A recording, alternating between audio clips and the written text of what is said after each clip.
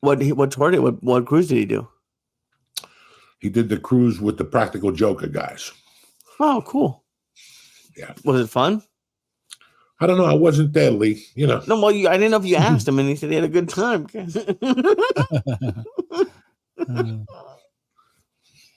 I'm over here. Was it fun? I don't know. I wasn't on Mutiny on the Bounty. You know what I'm saying? The fuck is wrong with you? Hey, buddy. What's happening, beautiful? I'm doing great, dude. I had I think the last 2 weeks were probably my 2 favorite weeks of comedy, in my entire life. So I'm really happy. Me too. That's awesome. I'm happy for you, cocksucker. Thanks, buddy. Yeah, no, it was I've been hearing about you've been talking about Buffalo for the entire time I've known you. That was one of the show you did with Ari there. I think was within the first couple years of me knowing you. Yeah. You had the Fidel shirts and stuff. Yeah. And it was I think the early show Saturday was one of the best shows I've ever had. And then we smoked, and I didn't do I did fine, but I didn't do great on Late Show Saturday. But it was pretty, even that show, which wasn't my favorite, was still a very good show. It was just a fucking great weekend. It's funny when you start doing comedy, you start going on the road as a feature act. Maybe somebody takes you out as an MC, Mm-hmm. And you start going to these places. And you want to be always optimistic about whatever town you're going into. You want to do the best show you can. But then you start to figure out that there's some places you jive at, and there's some places you don't jive at, and you cannot get mad at that. Cannot get mad at that. When you hit it big, you're going to try to get a room in Boston, and nobody's going to hire you in your own hometown. While you're getting hot, when you start getting hot, you call because maybe you weren't a part of that group. But anyway, it's just so weird that and as a feature act, I fell in love with Buffalo. I fell in love with Miami. I fell in love with Houston. I fell in love with Tempe. There was just certain rooms that I did fucking sensational at. And then there was rooms like Cobb's where I could eat a bag of dicks for a week. And, and then there's the Punchline where you do great across town. And it's a smaller venue. So listen, everybody finds their niche. And this is what I tell people. There's 50, how many states? 52 states. I think it's just 50. 50. All right, 50. So if you could work 50 weeks a year, you could hit each fucking state. Yeah. Oh my God. That would be fucking insane. 50 states in a year to book it, It's funny what you're gonna, you may not do good in Hawaii. Oh, you don't think so? Yeah, I don't know. There's a club in Hawaii. I know people do it. Yeah, the Blue Note is there. There's a couple clubs, but you might not do well in Sacramento, And then you start falling in love with these places. You like the food, you like the culture, you like the nightlife. And that was me with certain fucking towns. I really enjoyed going there because, they had a festival or something. That's what Ari does. Ari travels around music festivals. Right. He does that. I know Burr does the the college football weekends. He'll do a show and go to one of those big I would love to do that. We almost went to a Buffalo Sabres game on Saturday, but we took these mushrooms and they kicked in late. They kicked in at 2 a.m. So I was up until 6 a.m. on Saturday morning. So we didn't end up going, but I could see that. I could see different cities I'm already looking forward to going back to a few places. It's funny how I still remember going to Buffalo when I auditioned for The Sopranos in 2000. And I knew back then that Buffalo, even though I bombed at a hockey, he did show at a hockey halftime. You told me about that. Yeah, and I bombed. But I knew that was just a bad position to put people in. And I just knew Buffalo was my type of city. And then you got the Wings, and you got the beef on Wick, and you got the Buffalo Bill fans, and you got Rick James. There was just so much allure to that Hell town. yeah. You know, I knew when I went to Jacksonville, Florida, that I would never go back. Not because I didn't like the town, because I died fucking 9 shows in a row. How many years did you come down here? Or to get down to I, Jacksonville? that was my first time ever, and I died, and I never came back. The opportunity never opened itself back up for me to go back there. But I wasn't raising my hand to go back there either. No, is there a place other than Jacksonville that like you won't go? I mean, there was a lot of places that I just didn't feel like I did well. Like there used to be a club in Iowa, Penguins. I never did well there. You know, it's the center of the country. And you got to remember, when they program shows, that's who they program them for, the Midwest. Right. When you see TV shows on the networks, not on streaming. They don't give a fuck about the Midwest on streaming. But network television, they put their shows around, you know, Midwest. What's going on in the Midwest? Those values, you know. Mm-hmm. It's weird. I tend to do better with people like that than like cooler like New York City or like young people. I do okay with, but I do better with like middle-aged, like in the middle of nowhere kind of places. It's really weird how you start to see your demographic. You start to see your, like my demographic, my first demographic were junkies. Anybody who snorted coke like me, you know, or anybody who had felonies. Holy shit. Would they tell you after the shows?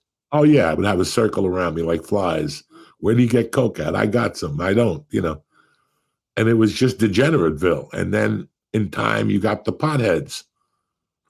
And then, right, you know, you just keeps changing demographics, you know. But the final demographic of mine is really good because it's the ages of 21 to 34 or whatever the fuck. That's the best demographic. And for me, it works because those kids, I'm uncles to them. Oh, yeah, 100%. They look at me as an uncle when you're 24 or 25, you know.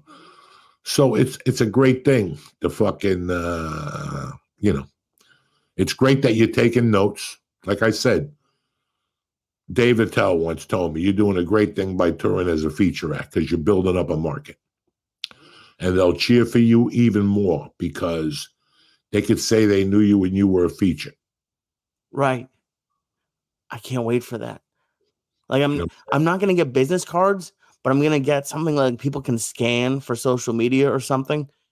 Just like, because it's crazy just to have, I love it. It means a lot when anyone from the podcast comes, but when someone who has no idea who I was liked what I said, like thought it was funny, it's not surprising, but you know, people from the church, they come in already liking me. And if I can get someone who like had no feelings about me at the beginning to like buy in, it's really fucking cool. You're making a great point. I mean, listen, there's so many things to do now. Like if you left a business card on each table with a scanner, whatever the fuck they call it. What do they call that? QR code. A PR code, whatever the fuck. QR. QR. Yeah, right. Good. I like when people give me those cards and I don't even know where to start. Like I wave it through Weight Watchers to see how many points the fucking business card has. I don't know nothing. What do you do when you go to a restaurant and they have a QR code for a menu? Do you just leave? Like, do you actually? I tell them to give me a menu. I got no glasses. I got no phone. Go in the back and get a goddamn menu. I'm going to fucking QR code. There's always some sucker at the table that does it. I'm like, don't do it. Torture them a little bit. Oh, they probably don't. What if they don't have them? Have you ever had, or do they always have them in the back? They got like 3 of them. And then I stop them. I call them back and I ask them for glasses. Do you have any readers? You ask people even though I got a pair in my pocket. You know what I'm saying? Oh, that's fucking amazing. I love. Do they ever have glasses for you? Yeah. Or do you just throw them off? Nah, people leave glasses at restaurants. They have a whole desk of them by the maitre d' or whatever the fuck, the host. Fuck. When you walk in, just I need readers. When did you get glasses? How old were you?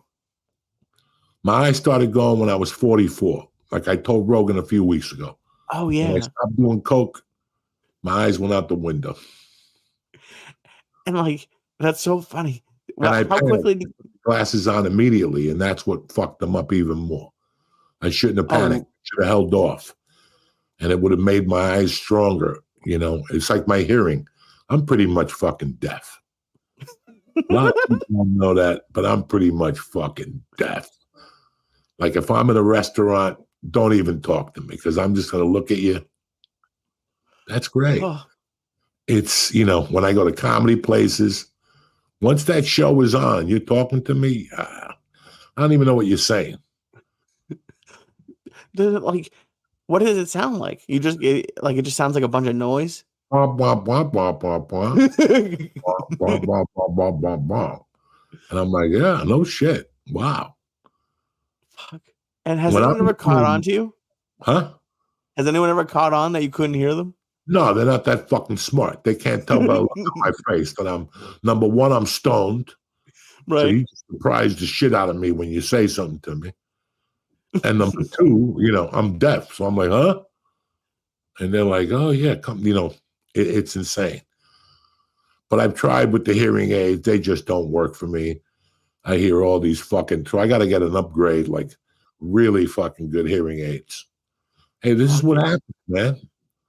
You know, when you're 20 and you go to all these concerts and you sit by the speakers and you jump up and down like a fucking moron, you're going to have hearing problems later on. So you got to prepare for all this shit. Oh, I'm blind. I can't see shit. So that's why I asked about the glasses. Because it's been years that I've needed glasses and I refuse. Yeah, you got to go for glasses and get some contacts. You don't want to have glasses. I can't put stuff in my eyes. Magoo. I would look terrible with glasses, but no, I can't put. You're like a Jew, Mr. Magoo. You don't want to look like a Jew, Mr. Magoo. Can you put stuff in your? I've never once in my entire life put. I put Visine in my eyes, but I can't do that. I could put contacts in. It's just a period. It just takes time. You learn how to do it. You open up, and then you put the thing on your finger, and then you put it. And then you put it in, then you take the other side and fucking, you know. But you got a couple of joints in you. You might stick your finger in your nose. The motherfucker, they got a contact lens in your nose and shit. I know having a Coke rock stuck in my nose, but a contact lens, that's pretty tough to tell the fucking hospital guy that, hey, I snorted a contact lens by mistake. You know what I'm saying? What'd you think about the Super Bowl? You didn't watch it. I watched it. I watched it. I had it on pause, so I turned it on. As a Patriots fan, the only thing I could think of is like, is like, I think that these Chiefs might be better than the Patriots were. I think Andy Reid is way better than Belichick, and Mahomes. I don't know. I mean, I know you love Brady. I love Brady. I think Mahomes might be better. I love Tom Brady. I love a lot of guys. Mahomes is, you know, I've always thought he was a great quarterback. He's very young. Mm-hmm. You know, he's agile. He'll run. You know, he'll take the game into his own hands. He's a great quarterback, and he proved it yesterday. I feel bad for San Francisco. Yeah. They played a pretty decent game till the end, you know. I didn't really give a fuck about Kelsey and the other people. Once the game was over, it was fucking done with, you know. I had a fucking migraine at Jimmy Florentine's. I had to come home and take a few Tylenols, and I fucking just sat here for like an hour. And then I went to Christine's and watched the game from the beginning. And I just sat over there till halftime. You're getting a lot of migraines now, huh?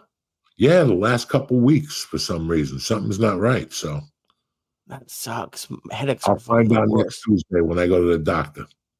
Oh, okay. Not tomorrow? No, and then Wednesday I go to acupuncture, and she'll stick a few needles in me, and they'll calm down for a few fucking weeks. I didn't go to see her last week. I was busy. I had something else going on. Listen, when you get to be over 50, you're going to the doctor twice a week for something. You know what I'm saying? For something. Are you really? Yeah, something's always up. The yeast infection in my ears went away. Then it came fucking back. I got itchy ears. They smell funny. Yeah.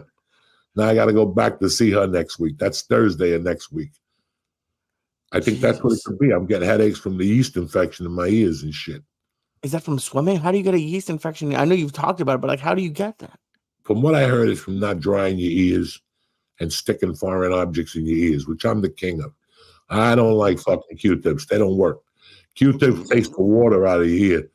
But if you want to get the deep, deep, deep, deep wax, you got to get like a fucking, a big pen that you don't use to store Coke no more. Or like I got a thing from Manscaped, right?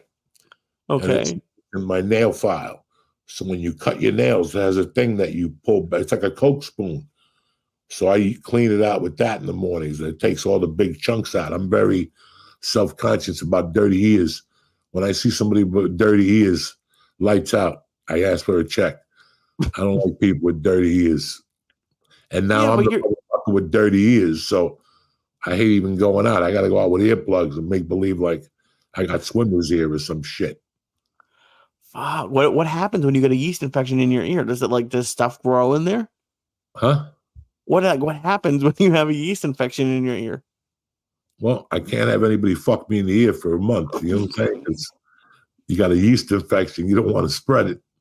No, I don't No, you know. don't. They put me on penicillin for 2 weeks or some shit. Fuck. But whatever I'm That doing is making it reoccur. But I enjoyed what I watched of the Super Bowl. I thought it was enjoyable. mm-hmm.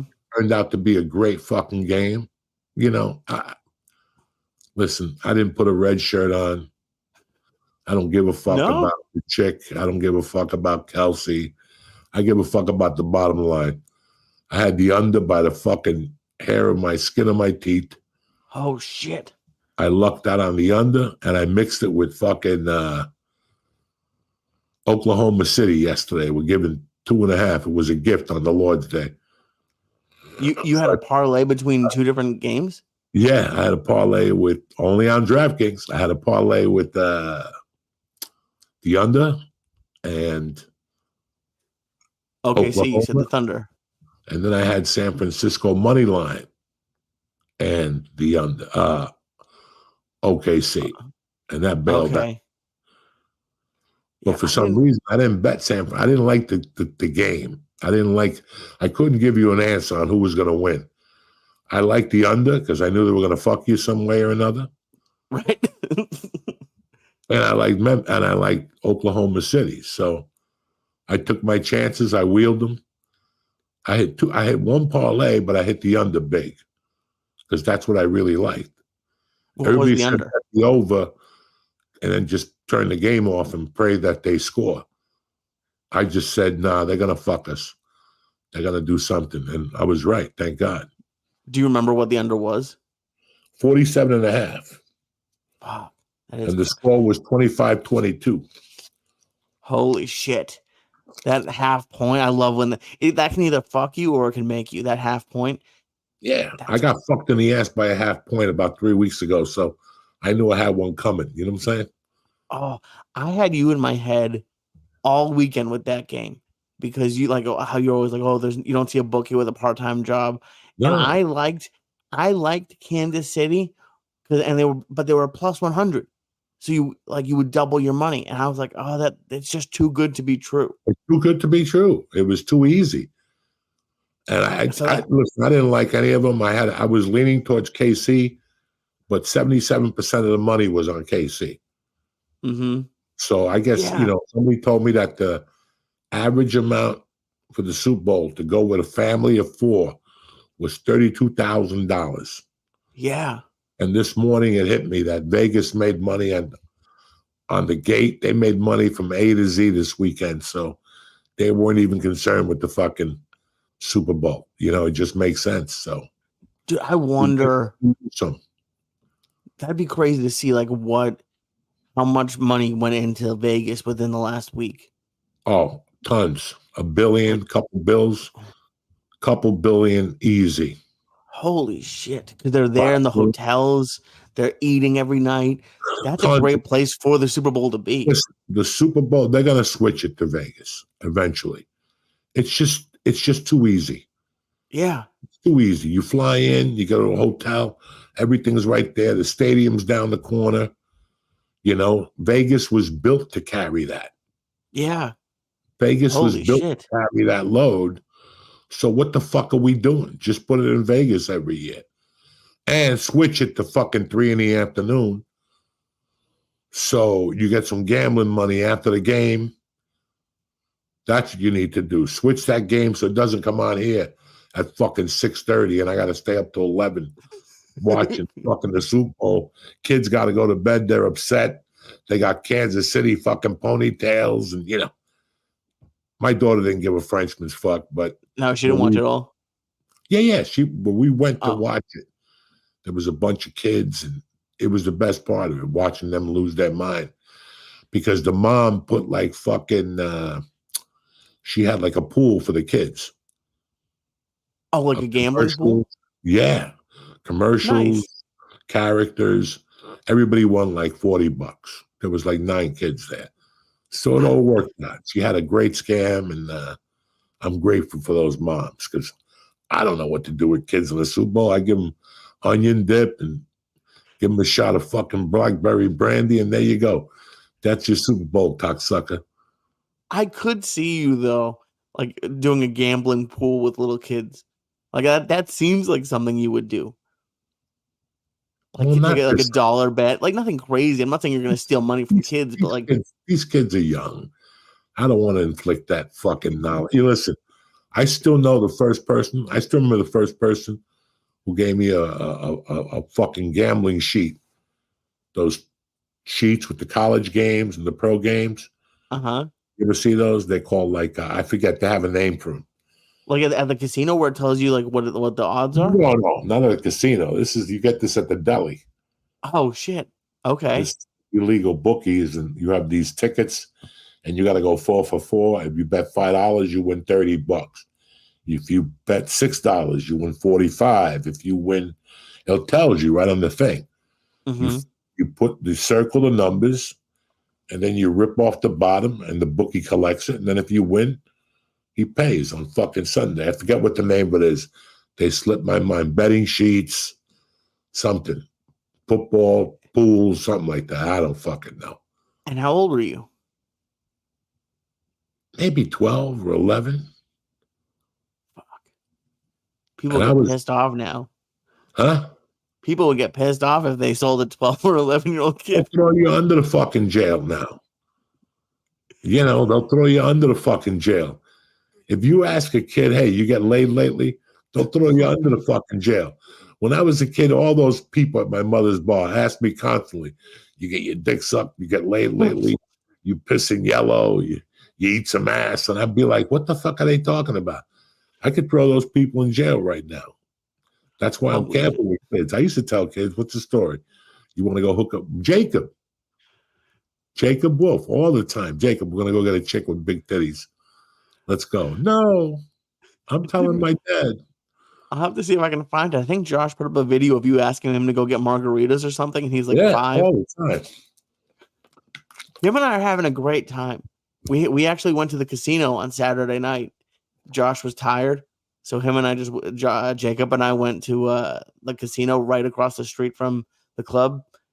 We fucking lost all of our money really quick, but I actually have a clip because I was in the casino, and it just made me think of like the people you see in the casino, and I wanted to know if you've seen anything because I saw this on Twitter. Andy, if you could throw that up, I just wanted to get your opinion and like see if you've seen anything like this. That woman's pissing at the fucking slot machine. Oh yeah, I've seen this video before, but the only person I've seen do that is me. What do you mean? You peed at a casino? Oh, I'll pee anyway. You know me. You've been around me. I'm a filthy animal. I've never seen you pee in a building before. I peed in corners because I just take my dick out and start peeing, especially if it's a carpet. Nobody knows. So they're focused on your hand on the phone or the drink in your hand. Meanwhile, your other hand's on your waist, but an inch of your dick is popping out of the pants. and you're just peeing like you own the joint. I peed in every phone booth in America when I was on the road. Those little phone booths you see, I would pull in there, close the door, and make believe I was on the phone. But the whole time I'd be pissing in there. Except in the winter, steam comes up from the floor, and then you have a problem. People know you're in there fucking peeing and farting and shit like that. But yeah. Did you get caught? In the phone booths? Anywhere? No, never. But now they'll throw you in jail for that shit. Oh, yeah. You gotta watch where I pee. Like when I'm in a rush, if I pee, I gotta make sure I'm not in the school zone because they'll charge you as a pervert, as a sexual abductor. Yeah, for like your whole life, you're on the registry, I think. But if you pee, like, you know, it's like getting arrested with weed in a school zone. They'll double the fucking sentence on you. Jesus. So. I flew with it by accident. I was fucking paranoid when I went to Buffalo. I had it in like a little side pocket of my backpack. What? And I never fly with it. Like I had a fucking pack of joints. All right. You threw them away? No. It was too late. I had to throw something like my wallet in that pocket when I went through the scanner. And as soon as I unzipped it, like the smell of weed just poured out. And it had a big label on it. And the TSA guy just looked at it and didn't say anything. But I was like sure they were going to come and get me. Nah. That's too much paperwork. And you're a nice little Jewish fella. You know what I'm saying? Then I got to arrest a nice little Jewish fella.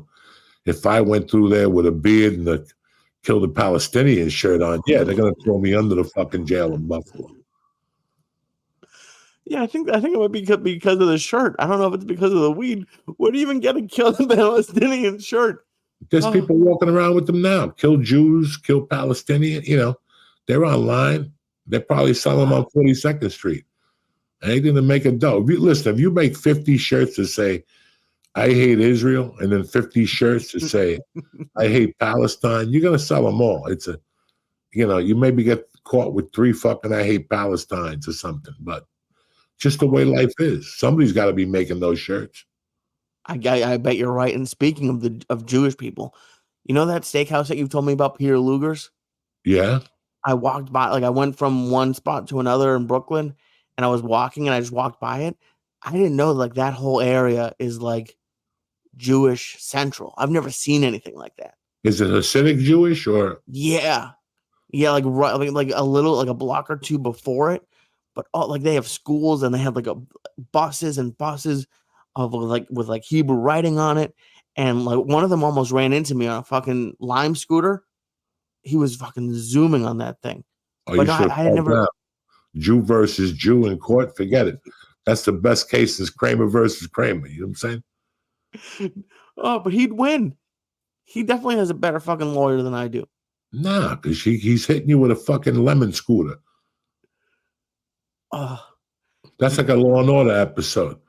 Anybody hits me with a lemon scooter, I'm staying down. I'm standing up singing Chinese songs. I'm going to scratch my ass and eat this shit in front of the judge. I'm getting the big $3 million, $4 million. What, you wouldn't stick your finger in your ass and suck it $5 million? It's your ass. I'm not talking about some homeless guy's ass. Yeah, but that's bad too. I didn't know homeless was an option. Well, you get sick as hell. You might get pink mouth instead of pink eye for a week. You ever see a chick with pink mouth from eating assholes and shit? They get pink mouth. No, I've never seen a chick. What does it look? Is it just around her lips? Is it pink mouth? Oh my God, Joey. People take a shit and they wipe their ass and they don't wash their hands. Then they scratch their eyeball and then they go, I got pink eye. And there's always some chick. Yeah, you used to get pink eye, you nasty motherfucker. I didn't get pink eye. I got a couple styes from a dirty hot tub. I didn't know you couldn't go in hot tubs in California. When I grew up, you could go into a hot tub. Yeah, I went into one hot tub at an Airbnb. Sty from a hot tub. You wiped your ass. You were eating those fucking. I did not. French fries with the green chili and the fucking pork. That's good. I don't care what you say. You wiped your ass. It came from Mexico. It was radioactive. You wiped your eye. And then you started getting styes. Now you're with Athena, and she makes you fucking wash your hands. Thank God, because you're a nasty motherfucker. You were getting those styes in your eyes. So, let's say if you're one of these chicks that licks asshole, you're gonna get pink mouth. You know what I'm saying? So, Oh, you're definitely getting something from me. huh? Oh, I was laughing because I did something disgusting. Like do you ever fart like on purpose, like to like gross out Mercy or your wife? Or you do? I know you do. I fart because it's You, uncomfortable. Yeah, I fart on purpose. you, you I'll farted at fart in me. your fucking mouth if you let me. At this point, So I had something happen that I hadn't had happen in a while. you I shit your ripped a pants. fart. I fucking straight up it made the noises and I had to throw the underwear away. Like it was I just straight up shit my pants. Like not even like just a little bit. Like I straight up just fucking shit my You just pants. can't throw your underwear away. You got to put it in there and bury it and hide it in a fucking cookie box and shit. Thank God Oh, the maid's not hungry and she goes in that cookie box and she finds a oh. fucking white undies with a But you did fucking it at a tremendous hotel? stain on it. I did it at Athena's house. I just threw it in the trash. I haven't done it at a hotel before.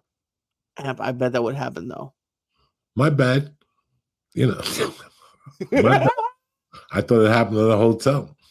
Do you give them like a couple extra bucks when you shit your pants at the I don't hotel? say nothing. If they say somebody shit their pants, listen, your housekeeping is weak because that wasn't here when I got here. You know what I'm saying? Yeah, of course it wasn't here when you got there. It was Somebody you. must have ran in my room and threw it in there. These fucking Holy. foreigners, they take shits and throw their diapers in little cocksuckers. Oh, I definitely will. It's been a while, but I love just ripping one just to piss, especially her kids off. Oh, it makes me so happy. No, you can't rip one. You have to. The element of surprise is when they're silent and they're fucking relaxing, their mouth is a little open, and you drop that hot air fart, and it either shoots to the west or to the east, and hopefully it's to the direction you want it to go to. And they're just sitting there eating popcorn, taking breaths out of their nose. That's it. You have to time the fart. Why fart if they're not eating? Because you want it to go in there completely. You know what I'm saying? You want it to go in the nose and in the mouth. So they get the double whammy mix.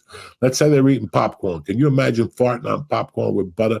The fart Oh, sticks to popcorn because of the butter. you have a whole system. Oh, I just do it all the time. You save it for when they're eating just to ruin a meal. Oh my Perfect. God. Why not? So they could get the double whammy. I used to do it to you all the time in the office. I'm the king I of know that. you used to do it, but you wouldn't do it silent. You would aim it up. I could tell because you weren't like you wouldn't even try to hide it. Like you were talking about hiding it. You would lean back, push up, and just raise your fucking asshole at me and fart. And would ricochet. Like I think didn't you take those chairs from LA? Or no, I forget. No, I threw those out. I Yeah, I farted was gonna them. say you have to throw those things away. Let me explain something to you. I just don't balance my hips. I proportion my hips so my asshole ricochets off the chair to give it distance so it goes straight into your mouth.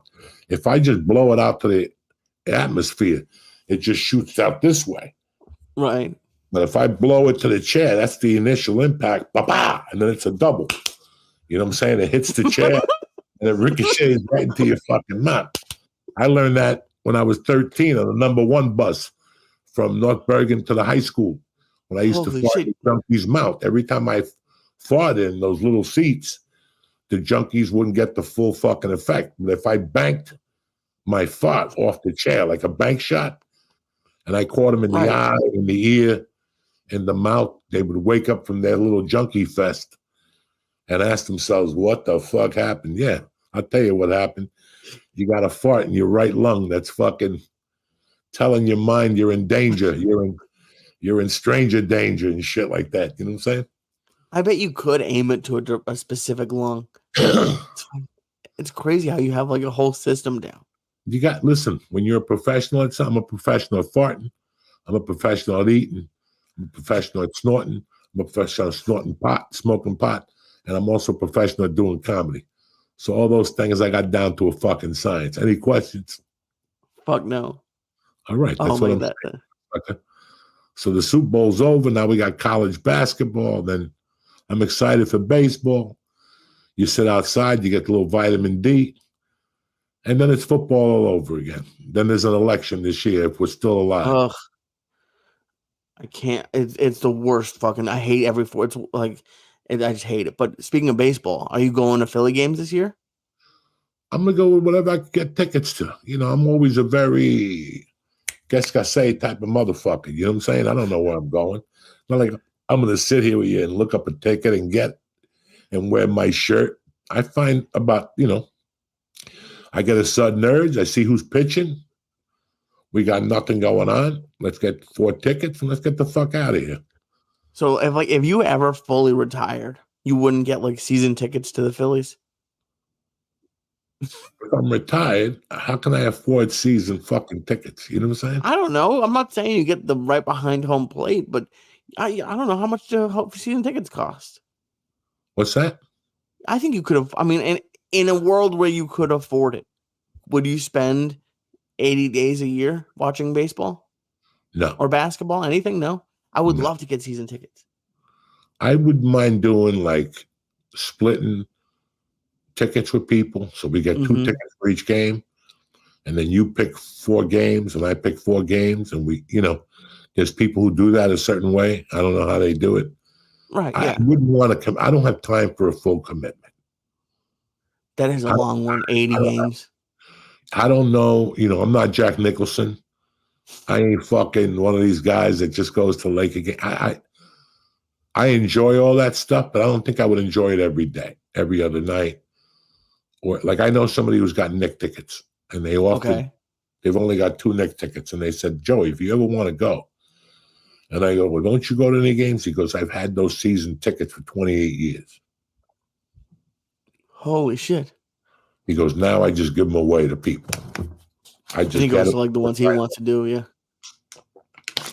28 years. I went to 200 UFCs with Joe. You think so? At least 100. I'm exaggerating. Holy shit. But that's still a lot.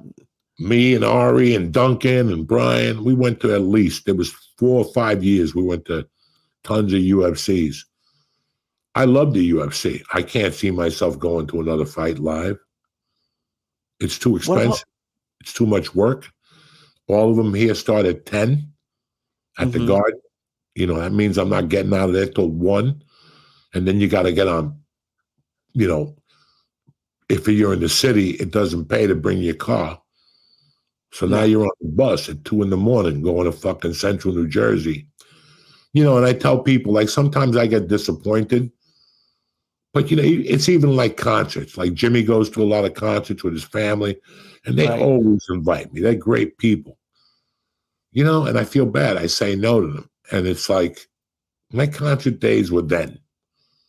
Now a concert would break me. It's too much walking. You got to climb stairs. Then I get there, and, it's just too much for what I'm going to get out of it. These aren't even the original bands. Yes, I get to see an artist. Yeah, and I go to a couple concerts every year. But they got to be very easy. Once you start pounding on, like when I lived in LA, all those shows I went at the end were all easy. Guns N' Roses, the Palladium, easy. Pat Benatar on Wilshire Boulevard, easy. Michael Schenker at the Whiskey, easy. Those are all easy things for me. That's why when I was thinking of you at the UFC, and I know you have no plans of going to Vegas anytime soon, but like, what about like the Apex, like that small one that the UFC does in Vegas? I've never been there. I know, but I'm saying like that seems like one you might like because it's not huge up and down. You don't get the whole thing. When I was going to fucking UFCs in Vegas, they were at the hotel where you stayed at. Okay. Do you understand me? So all I had to go was to my hotel elevator, go down to the first floor, walk a half a mile, and I was in the UFC. Same thing for a fight I didn't want to watch, but I wanted to get high.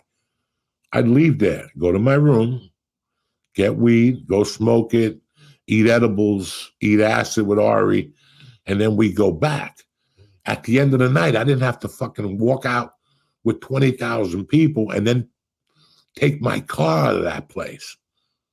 When you go to Philly, the game ends at 10:30. You're not getting home till 1. I know. Yeah, leaving any stadium is the worst. I got 2 to 4 kids in the back seat, and they're all asleep on the drive home. It just doesn't, when I was going to those games, I was going by myself. They started at 7:30, and you got out of the garden by 9:30, quarter to 10, and then you walked around to whatever time you want. It was a different place and time. It's not that I don't enjoy music or live music, but I can't put, first of all, I go to one of these places around here. One person sees me, I'm dead. Right. I went to see Chaz Palminteri last year, in the Beacon Theater. I'm going to see Chaz Palminteri. And after the show started, 15 minutes, I still had people walking up to the road going, "Can we take a picture?" Oh, Chaz is on the fucking stage and you want to take a picture, So even that gets old because people don't respect privacy anymore. They just don't give a fuck. So, but all in all, the best way to improve as an entertainer is to go get entertained. So whenever you're very stuck with something, don't go watch a comedian. Anybody could do that. Just look in your local paper, see who's doing jazz, see who's doing an improv show, see who's doing any type of art, and you go down there and watch it. And because we're idiots and we could just play a cowbell and fucking do jokes, anything we see, we get blown away. Yeah. And it fucking inspires you to no end. Like, wow, I thought I was a badass. This guy's fucking swallowing swords and pissing out daisies. You know what I'm saying? Oh, it's crazy that you're talking about. Like, we were talking at the beginning about like your favorite cities. Like when I went to Nashville a couple of weeks ago, it was for that exact reason is one of my favorite. And I'm not a music person, but like I went one night and watched like a country cover band at like one of the bars on like the main strip. And then the other night after my show, I went to a jazz club just because I just wanted to see what that was like. And it was so cool. Like it's similar to what I do, but very, very different. And then to just be like Nashville as a city with all of that music is just fucking really inspiring and cool. Like to be around. And I don't want to go to like the fucking places that everybody goes to. No, like I used to go to not Grand Rapids, Michigan, Bay City. Okay. Bay City up by there. I forget the town next to it. I used to date a girl in, I forget the name of the place. I dated a girl in Niles, Michigan for a while, but then I dated a girl that lived by Bay City. And if I had the weekend in Michigan, like Wednesday, Thursday, Friday, Saturday, I would go buy a house on Mondays. That was my thing.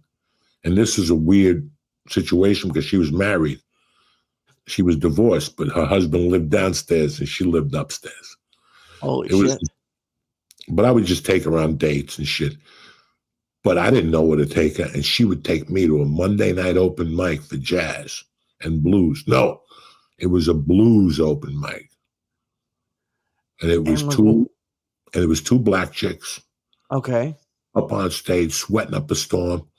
One would sing, then the other would sing, then the other would sing. Then, they would alternate songs with a funky guitar player, a standing bass.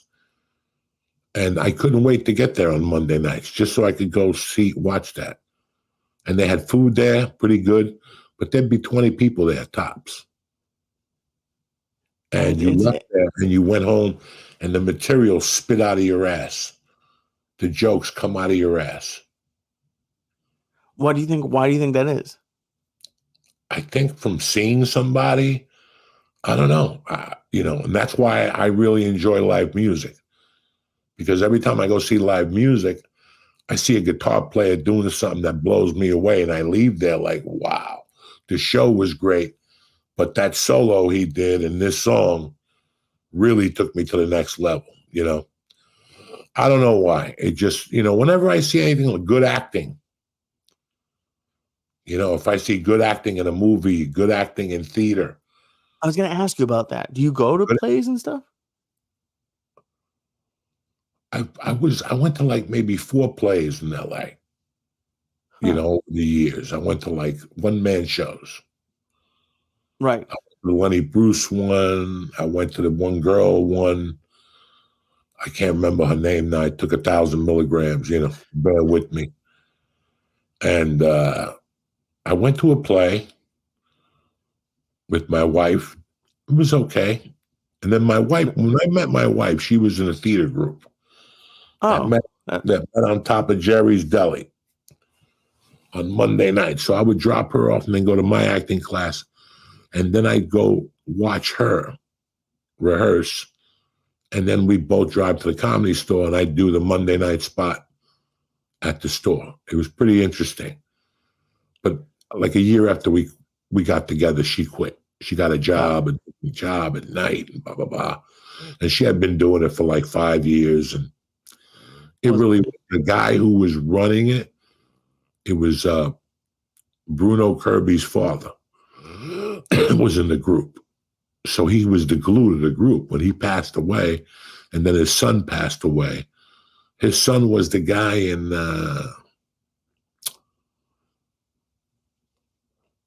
Donnie Brasco. Oh, okay.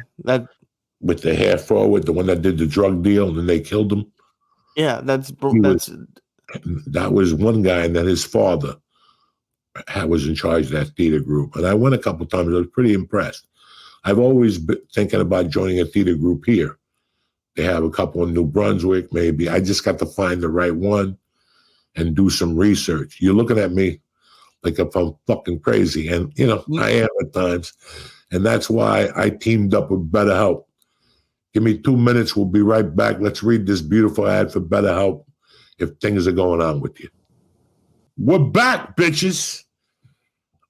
Like I said, go to BetterHelp if you got problems. Anyway, back to you, fucknut. What's going on with you?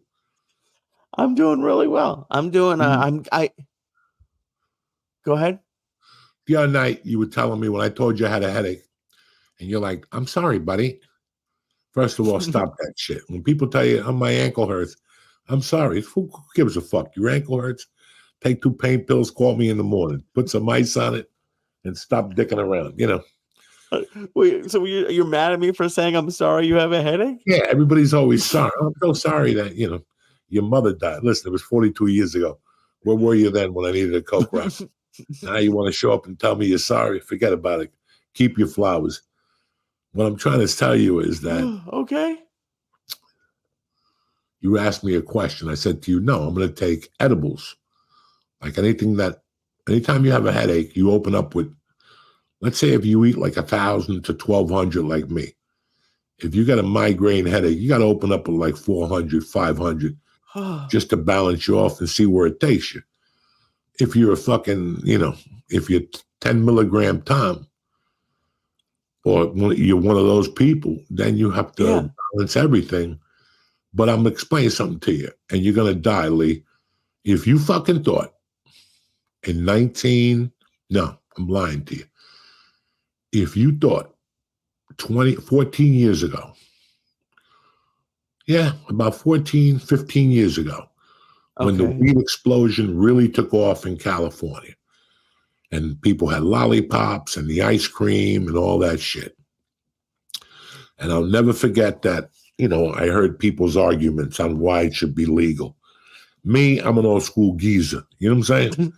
Don't come to me with that story. Just tell me you want to get high. Okay. But there was two people. An old school geezer. Yeah, an old school fucking geezer. But there was one guy I met that was really interesting. He was like like a lifer in the fucking Navy. And he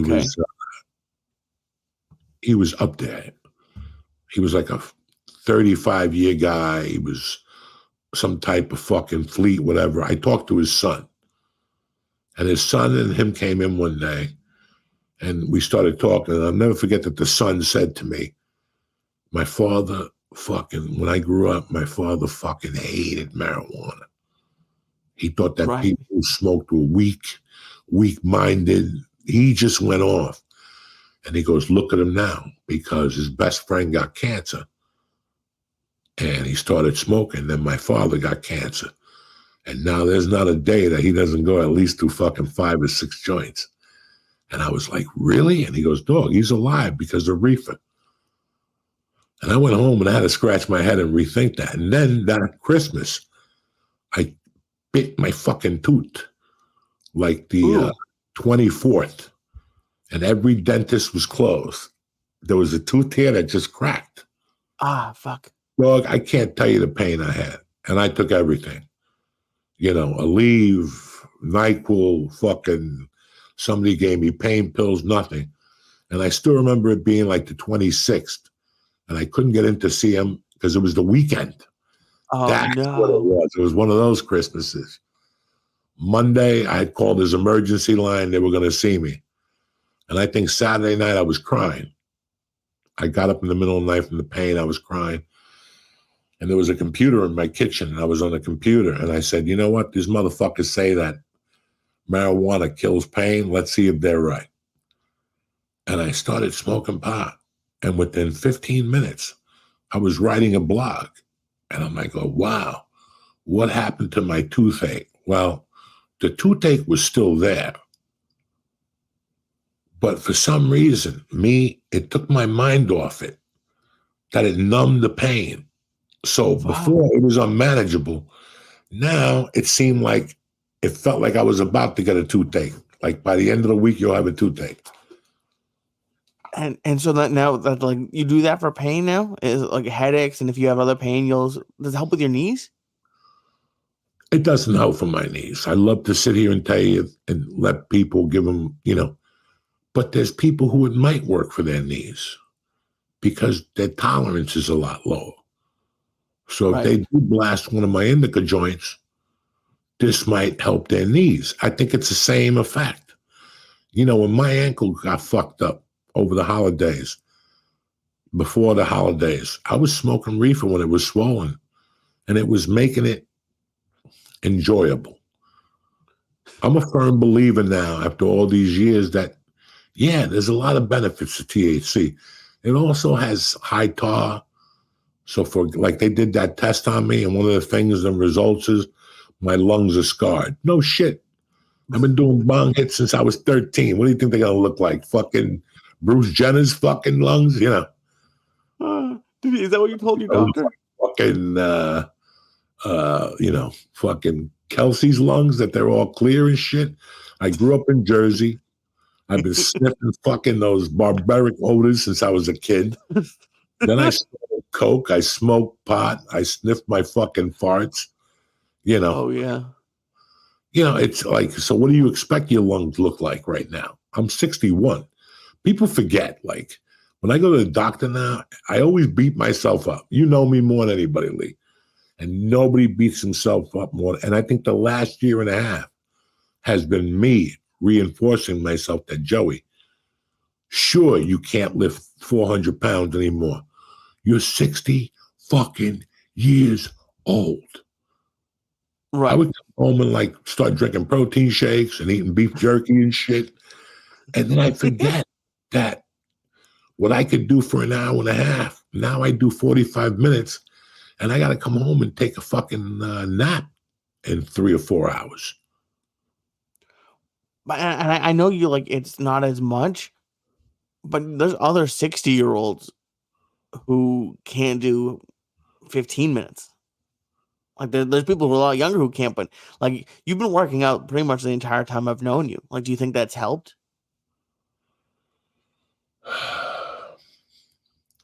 It never helped my weight problem as much as I wanted it to, because obviously I ate more than what I weightlifted and did all that other shit. What it did for me at the time, something I didn't know is, and especially useful for you and other young comics, is that, guys, being a comic has some great benefits. But one of the benefits it doesn't have is there's no health benefit from it. Right. Nobody has said you get healthy from being a comic, and there was a time when I got up to 418 pounds, and I remember why. I was at the peak of in love with comedy. It was starting to jizz. I was booking roles, whether they were co-stars or guest stars, or one day, it doesn't matter. I was booking roles. I was moving ahead at the Comedy Store. People were looking at me a little weird now. I was booking roles. Now comedy club owners were looking, hey, I saw you in that movie. It was pretty fucking good, even though I was a garbage man or whatever the fuck I was. And I was so enthused at that area that food wasn't, when I think about that time in my life, I wanted to write it in the book, but there was not, it wasn't, it was, everything was about stand-up. In 2000, from 2003, you know, from 97 to 2000 fucking 9, my whole world was always stand-up. But from that time period, I just, you know, when I moved to LA, I was 236. And all of a sudden I found myself 6 years later being 300 pounds, 350 pounds. By the time I shot the movie, I was 400 pounds. I was maybe 397 when I booked that movie. First week on the set, I gained 15 fucking pounds, you know, grilled cheese sandwiches, ice cream, you know, fucking pomegranate juice. So sometimes as a comic, you don't look at your health. Now, I still remember going to Miami with Rogan and him knocking on my door. I'm hungover. And he's like, come on, we're going to the gym. And I'm like, what? And I would basically go to the gym and do 3 exercises. I have to go outside and smoke a cigarette. And I don't know, it felt that I was always running. Thank God I did a commercial and some guy talked me into losing weight. And I'm going to tell you something. I'm happy he did. And I'm happy I went to Weight Watchers. And I'm happy that I started working out because it took a lot of the edge off of stand-up. When you're a stand-up comic, even in the beginning, you change. You have a different edge to you. You know what I'm saying? And it's not healthy. Every time I go on stage and start yelling, suck my dick, you know, blah, blah, blah, blah, blah, you know, that takes an effect on you. You know, you can't be Zach De La Roche, you know, fuck you. Zach De La Roche. The singer, okay. Sing in the Name of Love, you know, from Rage Against the Machine. Right. I was listening to that song today, and I'm like, he just put 2 minutes of yelling into that. If I did that, I'd just keel over on stage. They have to resuscitate me. They'd have to do the fucking, whatever, the Heimlich maneuver and everything else. Comedy's going to be rough, and it takes you down a weird edge. And if I learned anything from Joe Rogan, when we went on the road, and that motherfucker would tell me work out, I would look at him like he had 3 heads. Listen, I don't know about you, but I go on the road to get my dick sucked, do drugs, dope, and watch daytime television. What's this fucking working out you added? But when I added the working out, it changed me as a comic. It gave me more control. It gave me more confidence on stage. I'm looking better. Plus, when you start doing more time on stage, once you do 2 shows a night, you're going to go back to your room and go, whew, I'm sore. My legs are sore. My ankles feel sore. Something. I don't know what I did to my lower back because you've been in hell for 45 minutes. Right. You know, people don't know. I know it because once I got my Whoop watch, I did a couple of those Sony shows and I was doing spots in Point Pleasant. And if I did a 45-minute fucking set, oh my God, the Whoop would go up to 20.3. I'd go, what the fuck? I would see it in activity and I go, what did I do? And I go, oh shit. I wonder if mine is because you have so much more energy on stage. Like you really fucking get into it. And I like, it's not that I'm like quiet or anything, but it's more of like I don't know. I wonder, I would be interesting to see what mine was like. And that's one of the things that I tried to explain to people, but I couldn't. And I'll explain it to you now since you brought it up. Energy on stage. Doug, I don't have a lot of good things going for me. I'm not the best guy. I'm not the best writer. You know, my neck smells like yours. I got problems like everybody. It smells like hummus? Yeah. But one thing, even though I don't eat hummus, but the hummus God punished me. One of those fucking Arabians shot me with a fucking hummus pistol. Oh, I hate when that happens. One thing I never had a problem with was getting the party started, which was energy. Yeah. And I once told you that Mitchie Shore used to make you do 3 minutes. And I used to go, what the fuck, 3 minutes? Then I realized one day, 3 minutes is an audition. This is to teach you how to get the party started quicker. Even when you're in front of people, you want to learn how to get the party started. There's some people that's not their style. And I understand that, but I always want you to have that weapon.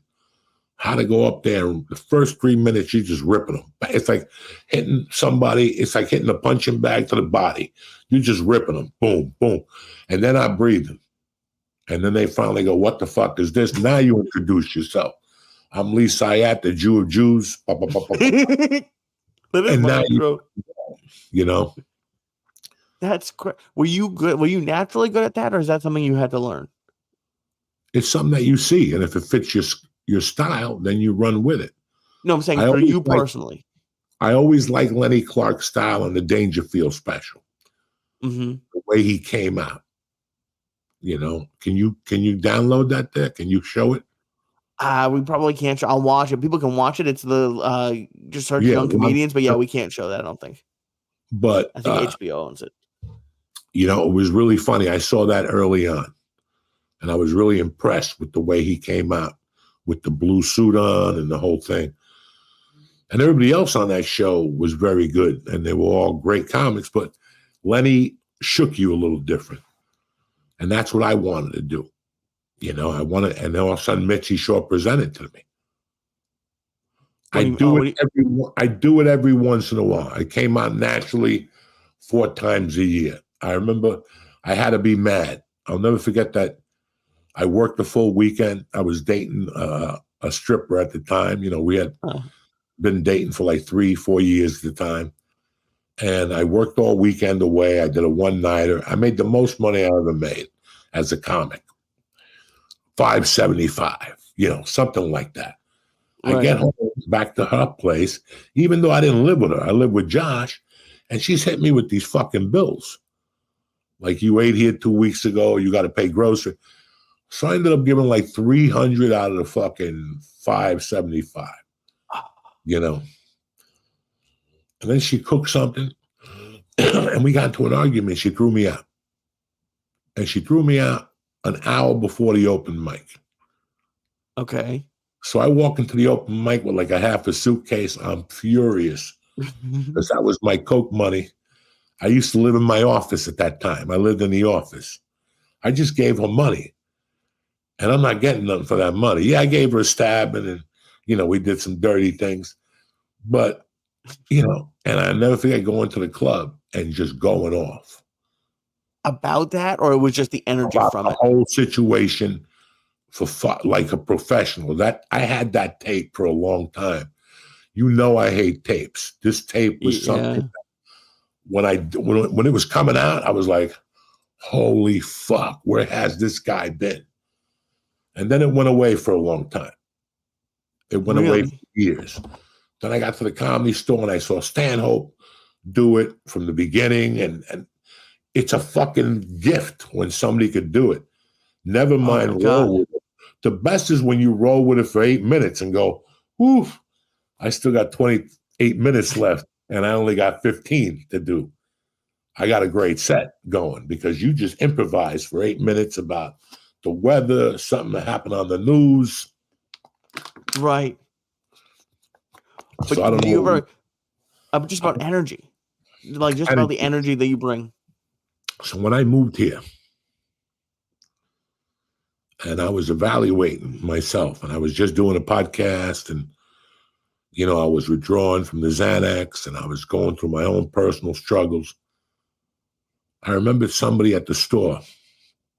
I asked somebody, doesn't matter who. They had gone on the road for years and got a TV show, and they came back. And I knew this guy way before, and he was a great comic, this guy.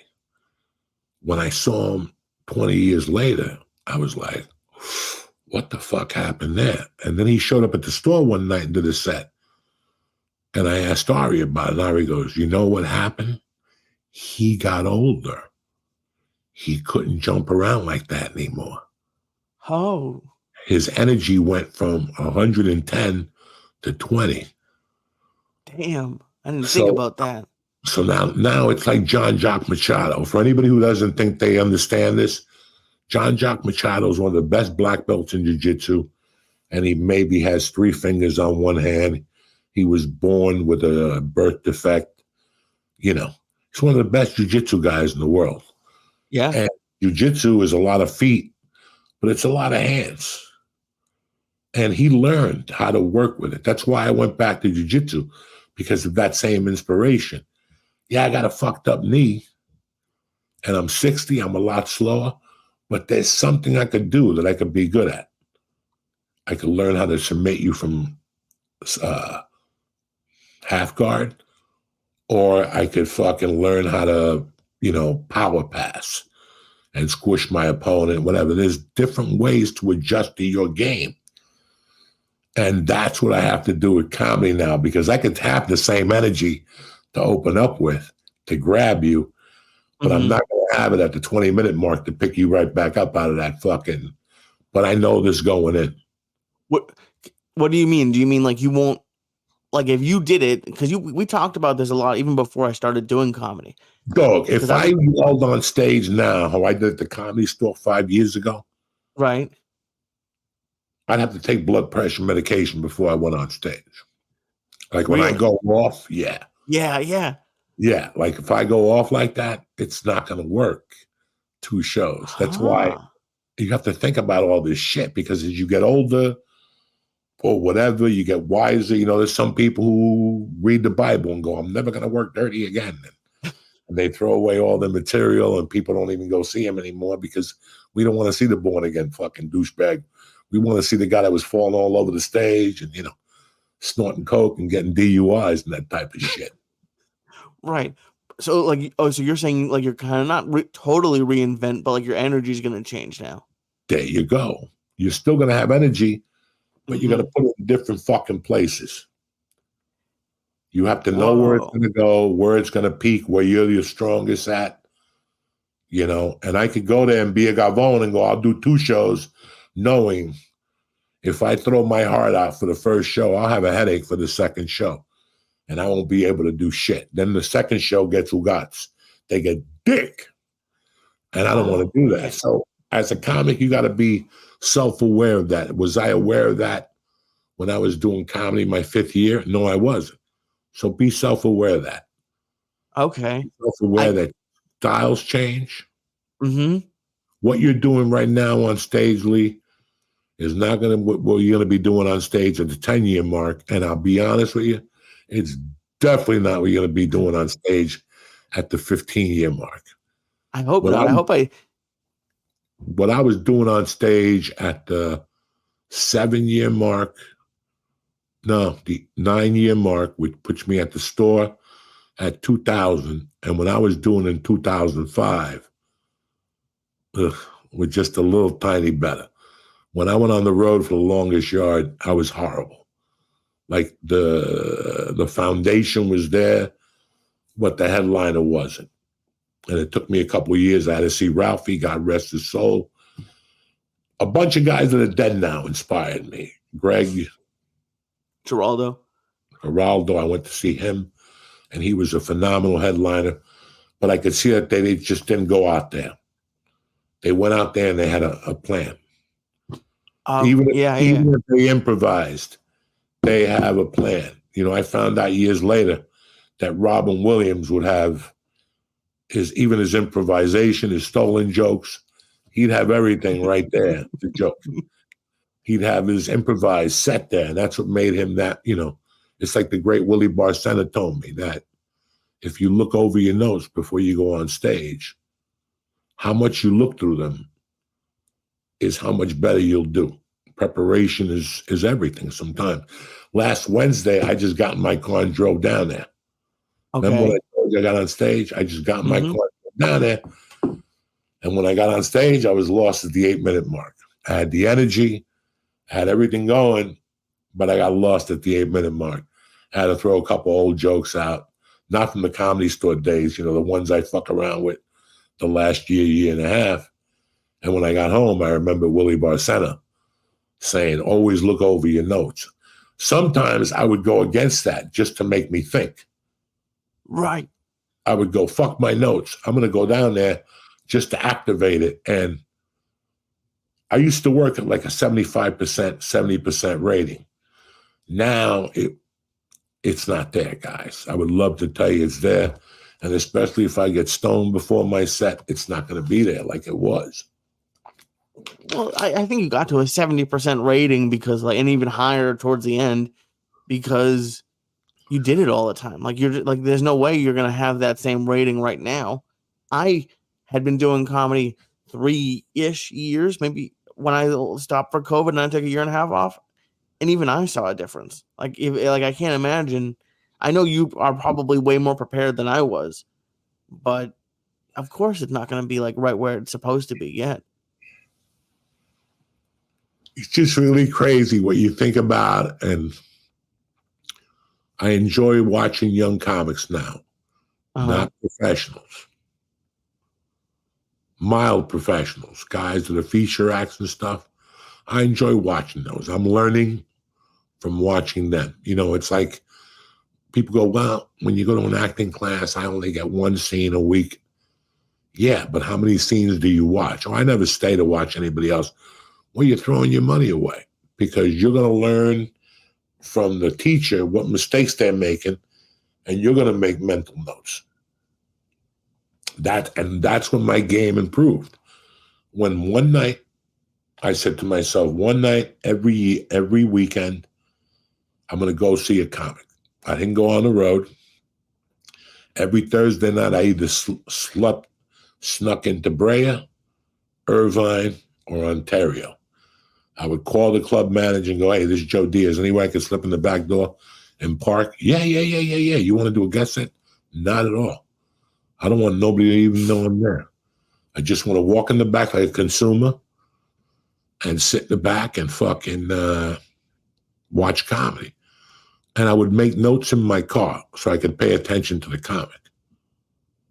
And anything that I saw that was outstanding, I would make notes. And again, that would inspire me. Do you know what I'm saying? Like that would really, I'm watching a guy. Yes, I was funny, but I didn't know how to mend it and put it together. And I didn't know the high points and the low points in headlining. There's just so many things in being a good headliner, but nothing I want you to worry about right now. No, I'm not worried about it, but I do because I think about it when I watch specials. Like when you were going and you were taking notes, please don't think I'm asking you if you stole jokes, but like when I'm watching specials, sometimes I get worried like I'm gonna write something based off of what I heard and like that's like stealing. Like, was it hard for you to like draw that line or like what were you looking for? When the first 3 years of comedy,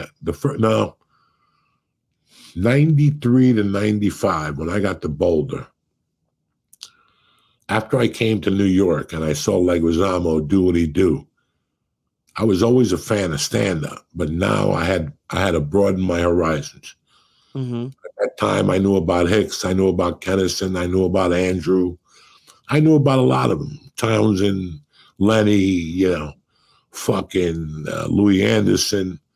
I knew a lot of stand-up comics, and the early 90s had so much stand-up on TV that I knew Felicia Michaels. I knew another guy from the store. I knew a couple guys when I got to the store just from the MTV shows and Evening at the Improvs and blah, blah, blah, blah, blah, blah. When I moved to Boulder, I just found a hobby in watching stand-up. And let me tell you something. I was not impartial to anyone. I watched everybody. Interesting. I didn't have an opinion. I just watched it to learn the different styles, when people paused, just stupid shit. And one of the sets I fell in love with early on was Joe Torre as a warm-up on Def Jam, the Def Jam All-Stars. He was so great in that warm-up that I studied it. And one day, 6 years later, I bumped into him at the store. And when you talk about it?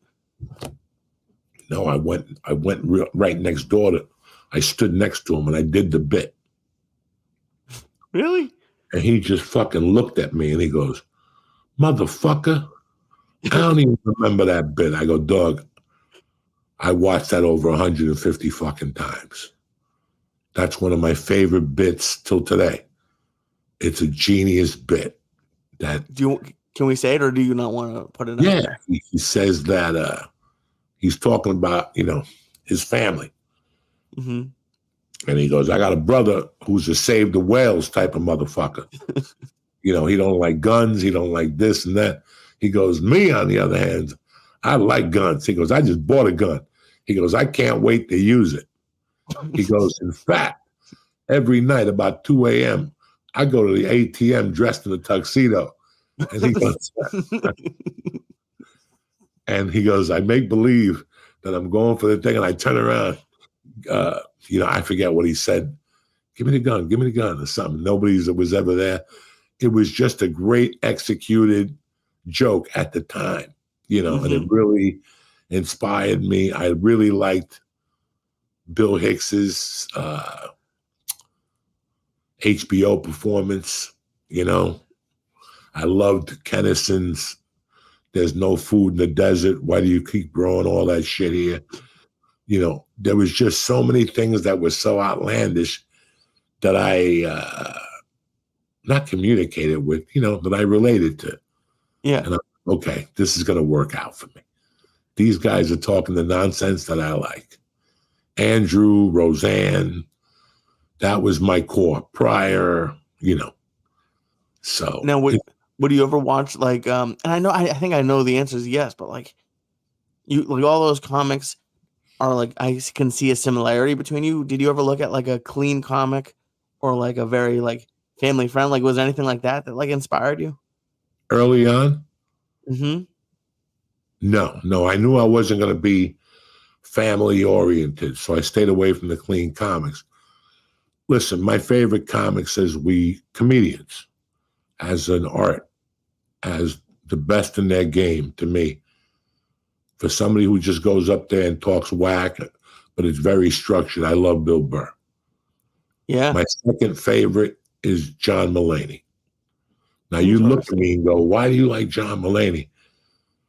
I aspired to be somebody like John Mulaney. I didn't have the discipline, except to do coke like John Mulaney, which also broke my heart.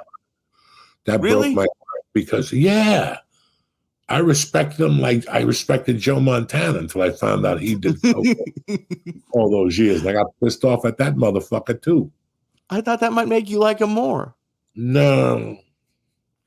When I have somebody like that in a pedestal, I don't want them to be saints, but I don't want them to fucking kill themselves. Right. That last special, all of Mulaney's specials are really good, but how he took through his overdose and going to rehab, and his entire special was on one topic and just hit every angle, every part of the journey, and made a very dark thing. And he pulled the Tom Brady. He got rid of one freak and had another baby with another one. He sure did. He didn't ever come across to me like that. So I don't care about his personal life like that, but it did bother me about the coke because I love the guy. I don't want him to end up fucked up, and if you get fucked up on that one time, there's a good chance you'll get fucked up on it again at some other point in your life when you're not paying attention and you got 20s flying out of your pocket. Yeah, I mean, he talked about it. He did that whole special talked about it. I fucked up at 30 and stopped at 44. I didn't really have a comedy career till I was 50.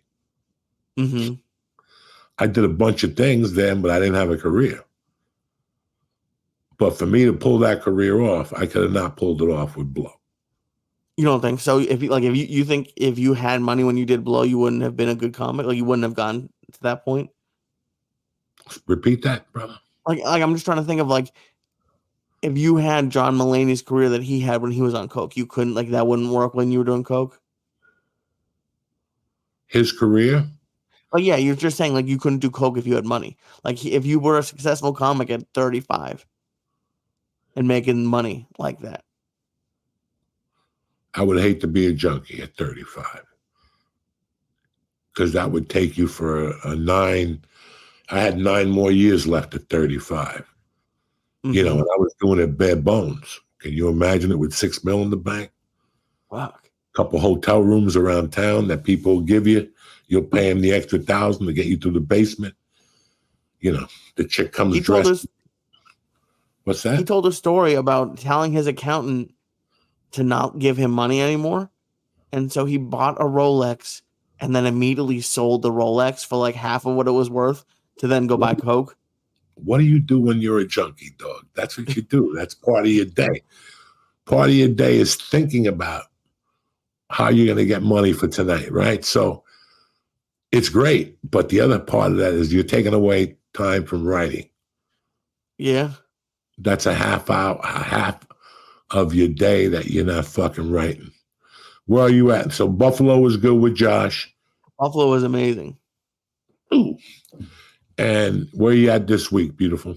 This week, I'm just doing open mics. Next week, I'm hosting at the Providence Comedy Connection.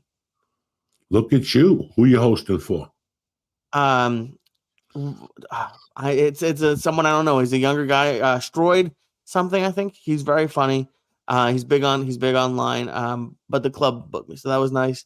And then, yeah, I'm really excited. I'm doing John Marrera's podcast next month. Okay, when you go to LA. No, I'm doing it like this, like we do. Oh, Zoom. Okay, yeah, I got to give him a call. I owe him a call, man. Every time he calls me, I'm sleeping or I'm doing something with the kid, so I owe him a call. Maybe I'll call him tonight. Well, it was great seeing you. Great to see you, buddy. Great chat tonight. I feel good, except for my little fucking headache. And we'll put this together. Next Monday's my birthday, so. I know. I'm excited. Are we recording on your birthday? We are recording on your birthday. Do you want to? Oh, we'll talk about it, but that's really cool. Yeah, on my 61st birthday, so I'll fucking have to put a candle up my ass and jump up and down and sideways or something. I love you, motherfucker. Give yourself pink mouth. Yeah. Love you, buddy. I love you, motherfuckers. Have a great week.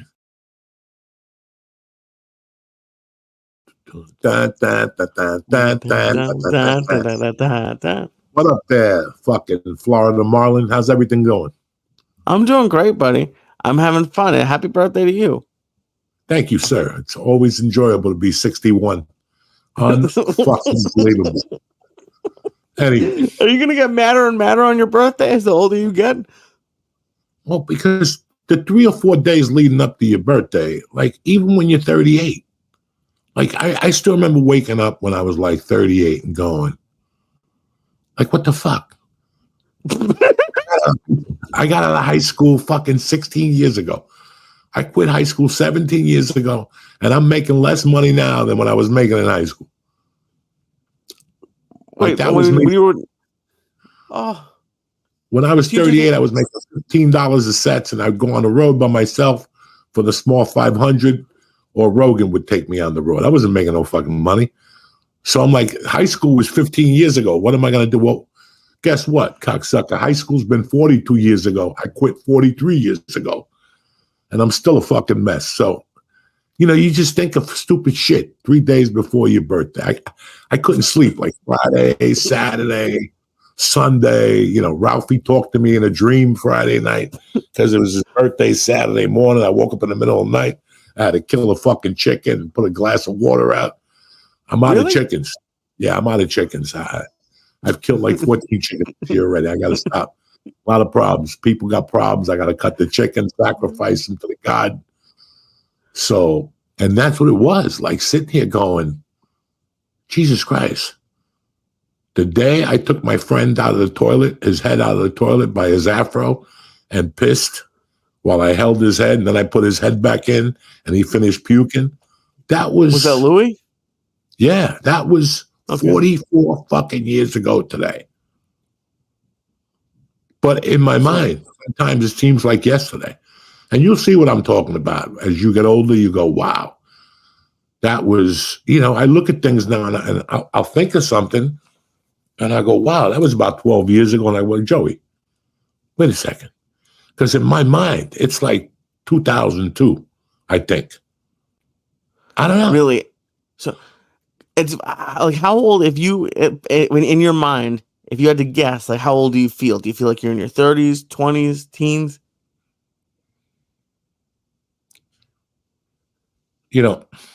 Listen, from the time I was 17 to the time I was 44, I didn't wake up feeling too good every fucking morning, all right?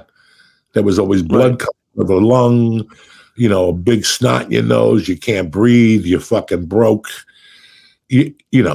it wasn't like I was always Captain Health. When you're drinking and doing drugs, you don't feel fucking healthy. You just feel like I'm partying. You know what I'm saying?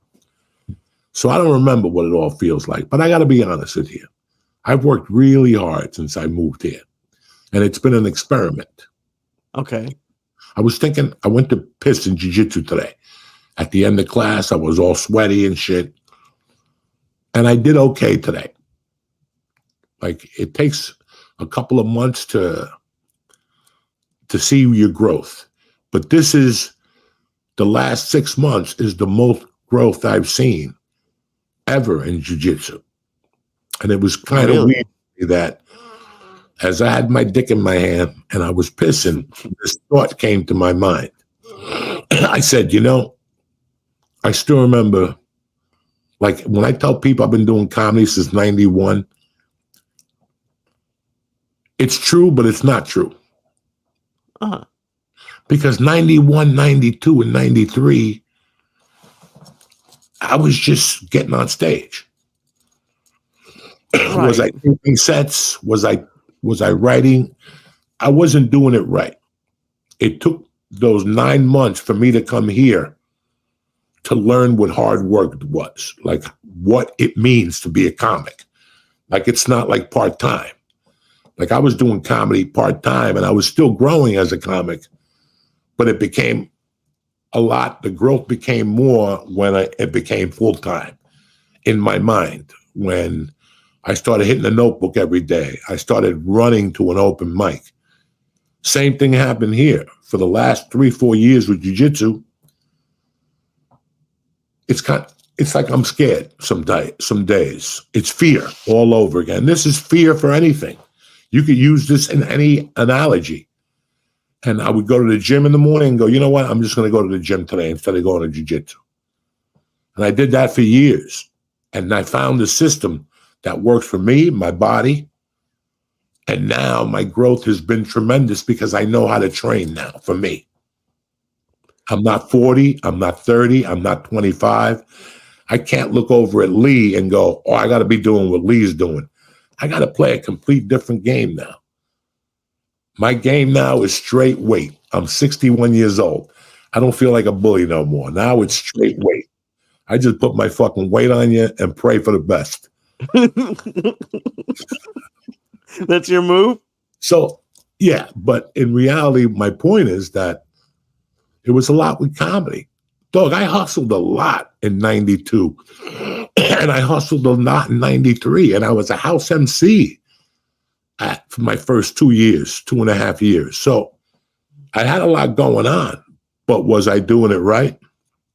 Not at all. It was a good system. It had a lot of heart. But you learn how to start conserving energy. You learn what works for you and what doesn't work for you. This is what these years are about.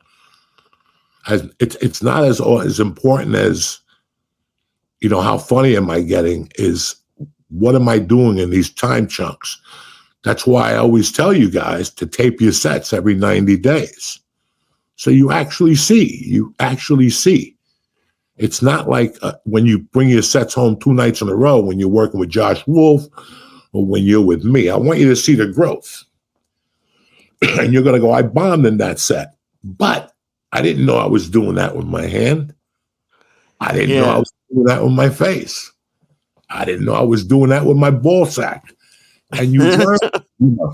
So it's the same thing. I finally gotten into a system for my health that works better. Listen, I'm not going to live forever.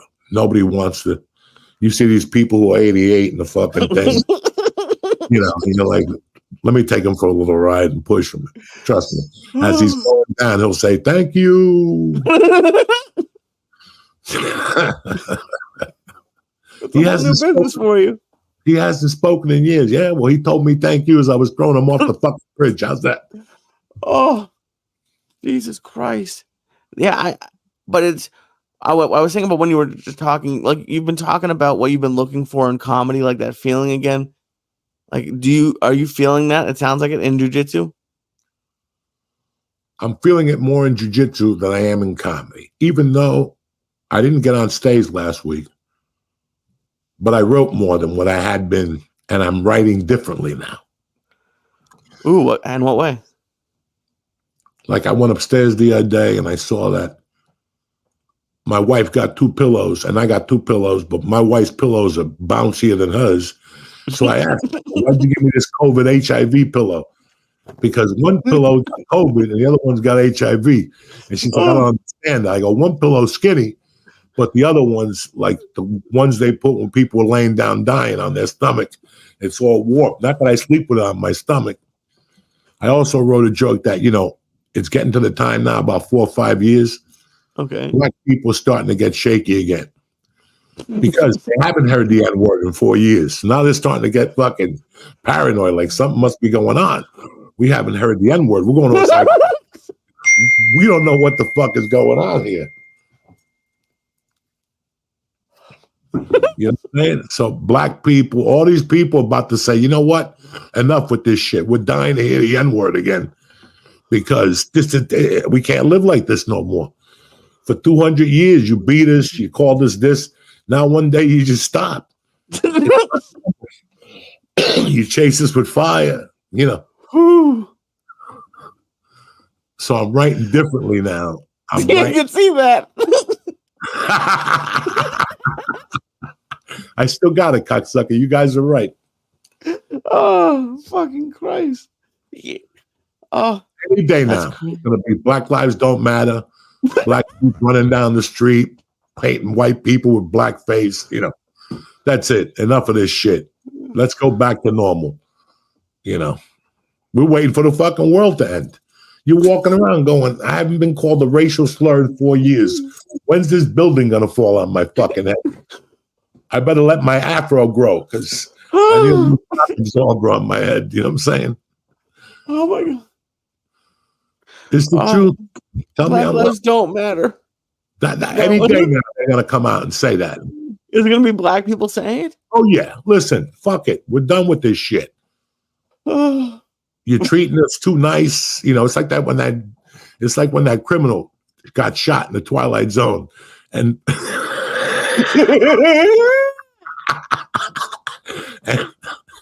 go on. And what's his name?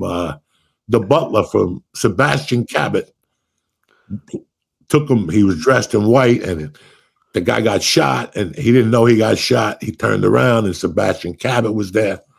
And Sebastian Cabot go, come with me. The cops won't get you. And he goes, yeah, but I've been shot. He goes, no, just come with me. And they went for a ride, and he told him, you can hang out with me for a few days. And he took him up to this penthouse, and he hooked him up with broads and cards and booze, and the guy kept winning. This went on for a month. 2 months, the guy kept winning every night, different girls, 2 at a time, drinking. And one night he comes to his room and he goes, whatever your fucking name is, Sebastian, what is going on here? I keep winning every night and I fucking pick up women every night. And I can't take this no more. Life is too easy. He goes, I think I died and went to heaven. And Sebastian Cabot looks at him and he goes, no, you died and went to hell. And that was, I don't know. My point is, after 60 days, the guy was getting his dick sucked. He was smoking dope every night. He was jumping up and down. And then all of a sudden now, he's like, I can't take this no more. I'm a loser. I got to lose a hand. The guy wasn't even losing a hand. So, okay, and this is what's happening with black people right now. It's got to stop one of these days. It's going to snap. We've been very nice to everybody lately. And you know, everybody focused on the trannies and nobody beat up on lesbians and gay people no more. Even they're walking around going like, enough, come back to us, Crack a tranny joke or crack a gay joke or a fucking lesbo joke. They're done. Nobody wants to crack a gay joke now. No, you get in trouble. Jesus Christ. These cocksuckers want a page all day. They had all day. They could have happy birthday me. Now, all of a sudden, they got happy fingers and they want to start texting Uncle Joey now. Oh, my God. Jesus Christ. I love it. I love that you're writing new jokes. Well, it's just my mind had to switch a little bit. I was doing these knock-knock jokes, I was getting back into it, and I could feel it on stage. I don't really like talking about my daughter on stage. I don't mind cracking a joke or two, but I don't like going up there and making her my act. There's no way. I'm a fucking killer. I shouldn't be talking about some 11-year-old girl. If I want to make a little joke about it, yeah. But there should not be a bit about me being a dad, you know. And the sad thing is, it's what's going on in my life. Right. But on the other hand, I'm watching life go by because you got to jump on this fucking news. The world is giving you a gem every fucking day. Sometimes you need to write comedy. Sometimes you need the world gives you a gem and you spin it around. It's funnier than anything. I could write 1,000 fucking Jew-Palestine jokes right now. I could be banned off every Palestinian stage, and I could be banned off every Jewish stage with the, you know, because you're just sitting here getting two fucking edges of the story. Right. You did say that I had a Palestinian dolphin this weekend. Yeah, he didn't like you. You said the guy was throwing water at you. He told you to go fuck yourself. Maybe it was Palestinian. He came all the way from Palestine. They got dolphins in Palestine, you know. I didn't know that. But right I don't. In the Nile River? One of those. Isn't that what's right there? I didn't get an A in geography. I don't know what the rivers are. Right? All I know is that's a Jew dolphin or a Palestinian dolphin. He don't want to be messed with. But why can't you talk about your, like, it is about your life? Like, do you not want to hurt her feelings, or do you just not want to make jokes about? Listen, if you know anything about me, fuck my daughter's feelings. I'm more concerned out of my fucking mouth. I just fucking went up there and started, you know, what are you going to do? You know what I mean? Just to cop out on my daughter wouldn't be good. I got to talk about what's going on right now. And there's a lot of fucking craziness going on right now. But I'm not going to be political. That's too easy. That's too fucking easy right now.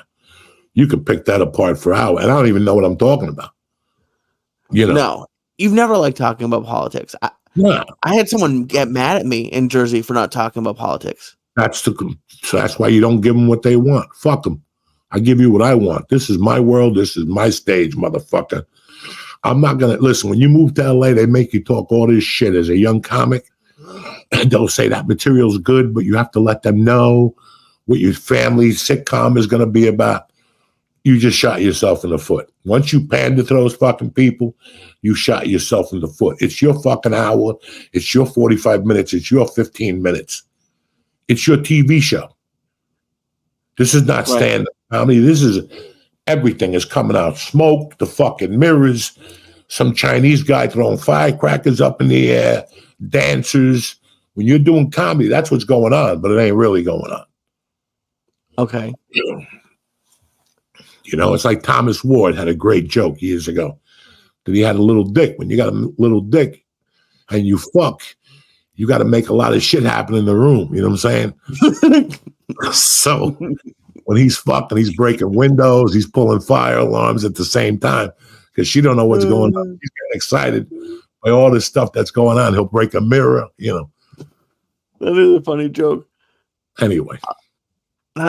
Okay. But that's cool that you're thinking about like what you're writing. How long do you think you have? Like how many jokes do you think you have going? I don't know if it's 2 minutes or 22 minutes. You know what I'm saying? It's like that news station. We'll give you the news. Whatever. I don't know. KNS, whatever, wins. 10-10 wins. We'll give you the news. Whatever. We'll give you, who the fuck knows? What are you bothering me with these questions, Lee? I have no idea. But yeah, I had a great week in Florida. That was a lot of fun. I did an open mic. I had never done an open mic for like mostly elderly people. Ugly people? Elderly. No, there's a lot of ugly people at open mics. It was like in Florida, so it was like a bunch of like 70-year-olds, 80-year-olds. Ooh. Listen, man, it wasn't that good of a weekend because if I know you right now, in about a week, I got about a week till I wake up one morning to a call from Lee. There's a warrant out for my arrest in Florida. That's coming. You know something's coming. You always take something to go, whether it's pink eye in the jacuzzi, a fucking rash on your neck. You know. I've been good. I did get sunburned, but no, I didn't. I've been good. I haven't had any like mush tendencies in a while. Good. Oh, but guess what? This is what I was thinking about. I did get sunburned. I did. It fucking hurt. I did. It's like this. It's like the 7th or 8th year anniversary of me who? getting banned from South Point. Where'd you bring it up for? I got you a week there. Now you got to bring it up. Now the guys have a week there. Sure, I got you a week at South Point playing the drums. You got to get back in as a drum player, and then they'll let you be a comic. Oh, I would love to play them. My arms are too short to play the drums. Nah, look at that dude on that show on fucking Netflix with that dude. There's a guy in his AA group that's got short fucking arms, and they asked him to put his band back together. What's the name of that fucking show? Something Mount, Louder Mouth, or some Milk, or some, I don't know. Okay. But they asked him to put his band back together and do a hit. And then when the people from the label came, they forgot he had short little arms, and they're like, we can't put him on video. And this motherfucker just did a tremendous solo with his short arms and then walked out. It doesn't have a point to the story, but I'd like to play the drums. Huh? I'd like to play the drums. I tried to play the guitar once, but my teacher literally said my fingers were too short, and like they have like a baby guitar, basically like a ukulele or whatever that I could play, but that was it. Like I'm the worst. You know, when I got here, brother Mike got me a guitar. Mm-hmm. Like the second month or third month I got here, he got me a beautiful guitar. And I picked it up, and I was taking lessons online because there wasn't any teachers because of COVID, blah, blah, blah. Right. And it was fun for a while. But I got to wear glasses. Okay. I got to wear glasses. So I'm sitting there. It's tough to be cool when you got fucking glasses on, you know. So I did that for a while, and I just wasn't feeling it from Zoom. He was a very good teacher. And then I practiced for a few months on my own. Then one day I just stopped. Okay. And now I feel fucking terrible. So the last couple of weeks I tuned the guitar. And then 2 nights ago I saw something. I wrote it down. It's a new Fender. The people who made that guitar have a new teaching, like a way to teach online. Oh, cool. It's a program, course. You get a free trial, you know. And it looks pretty interesting. And that's the way to go now, you know. And I might do that because now my life's a little bit more settled. Right. You know, I don't know if I've announced this yet, but I'm going to announce it now. I'm not working with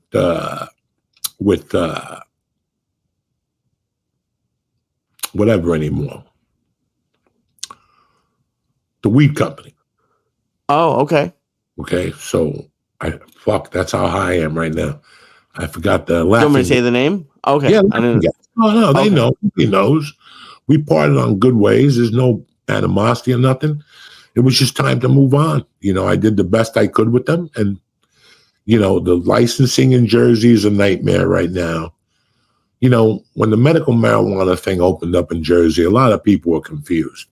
And you know who else was confused? Me. I forgot what New Jersey was about. I thought that you could make a few calls and stroll in here and hopefully open up a medical marijuana store. But I think a lot of people have felt that it's been a fucking struggle in New Jersey. And I'm not saying nothing. I don't want the podcast to end or somebody to shoot me down, but New Jersey's always been very corrupt. Right. Okay. When you lived there previously. Always. And now it's more corrupt than ever. The other day I'm watching the news and the Jersey news, and they're talking about the government just gave somebody in Jersey, the governor was saying that, you know, he just got a grant for I don't know how many millions of dollars to save people from street drugs, you know, pills and Oxycontins and all that shit and heroin and fentanyl. And I looked at the number. Let's say the number was $5 million.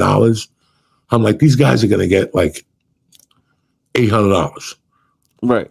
Like by the time this guy buys a car, this guy buys a house down the shore, you know, it's just the way life is in Jersey. And I think a lot of people were very excited to come to New Jersey to sell some weed. The laws were a little tougher at first. I see that now they've started to bend. You know, people couldn't sell weed from other states. They could only sell weed that was grown in New Jersey. Well, New Jersey's never been people known to grow great fucking weed. Right. You know, you smoke weed here, and it smells like a truck stop. I don't fuck it, you know. But it was a slow process.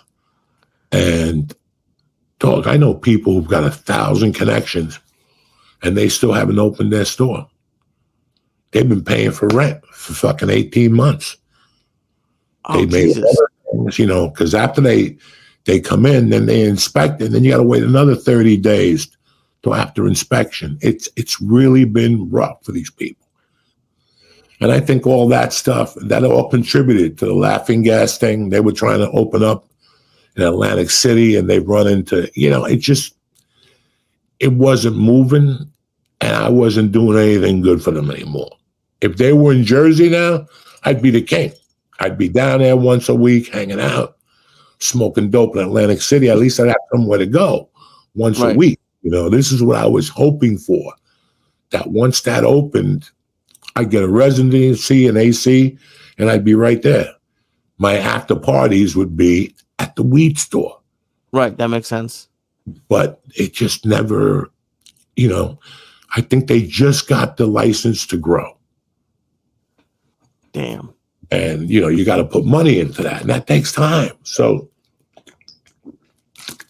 the process was so slow and stuff. And I think that, listen, I took these kids out to dinner, lunch, maybe 2 years ago. Mm-hmm. Came down, I go, if you come down, I'll buy you lunch. They wanted me to come up. I'm like, well, I don't have the time this week, and we discussed, you know, me working with them, helping them out.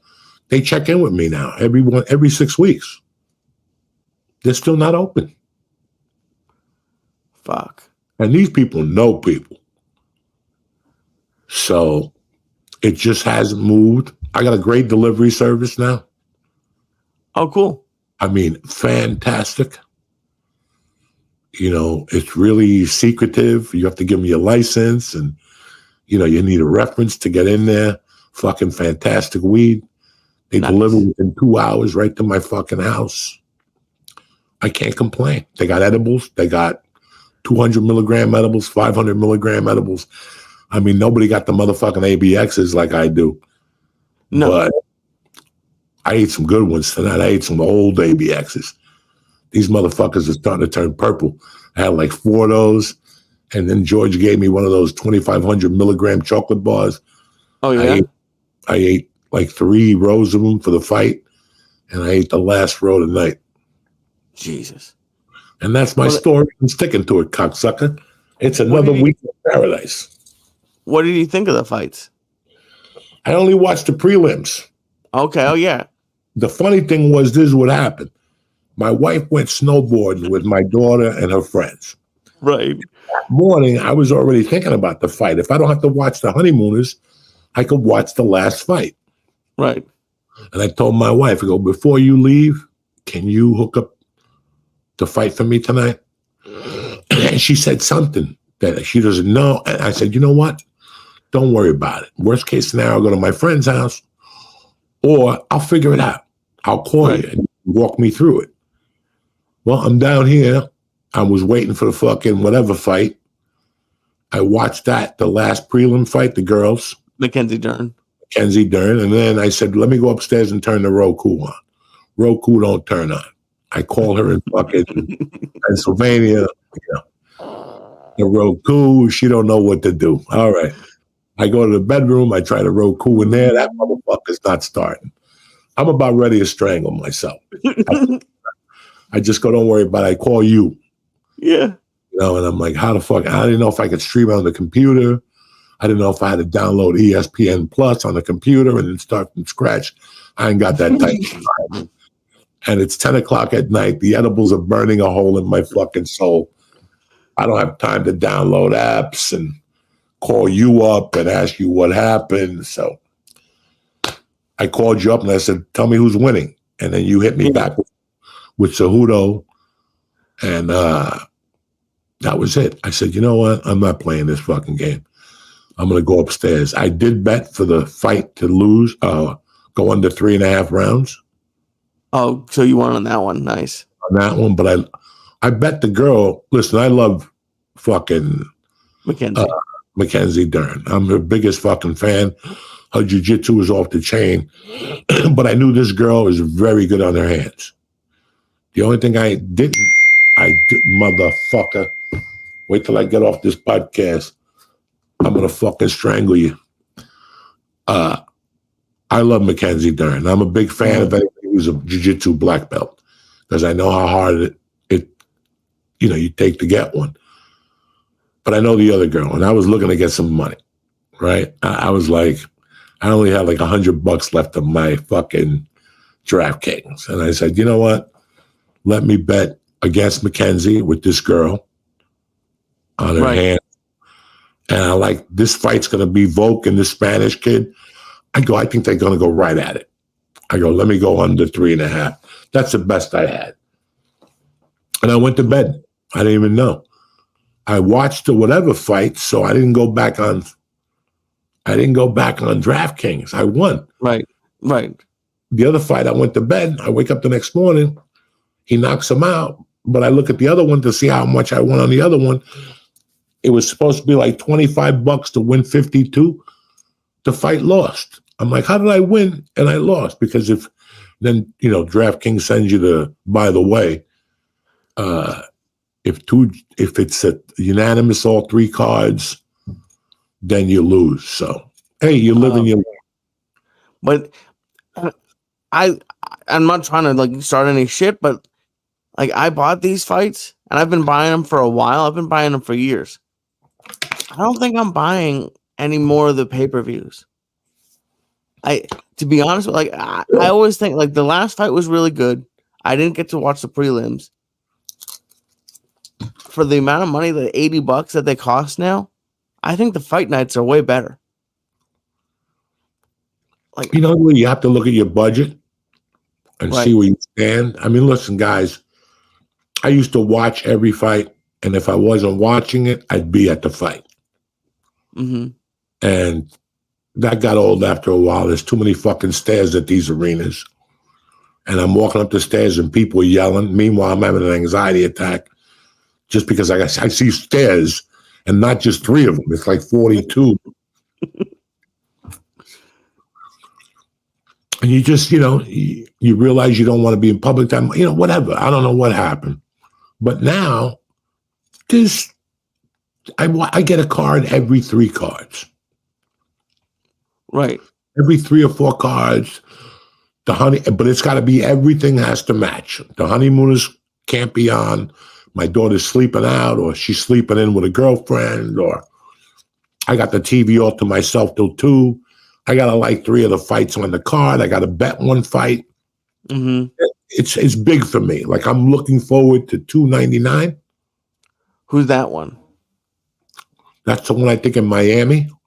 That's Dustin Poirier against that Savage. That Sugar Shane against somebody. I'm looking forward to that card. Yeah, 300, it's not.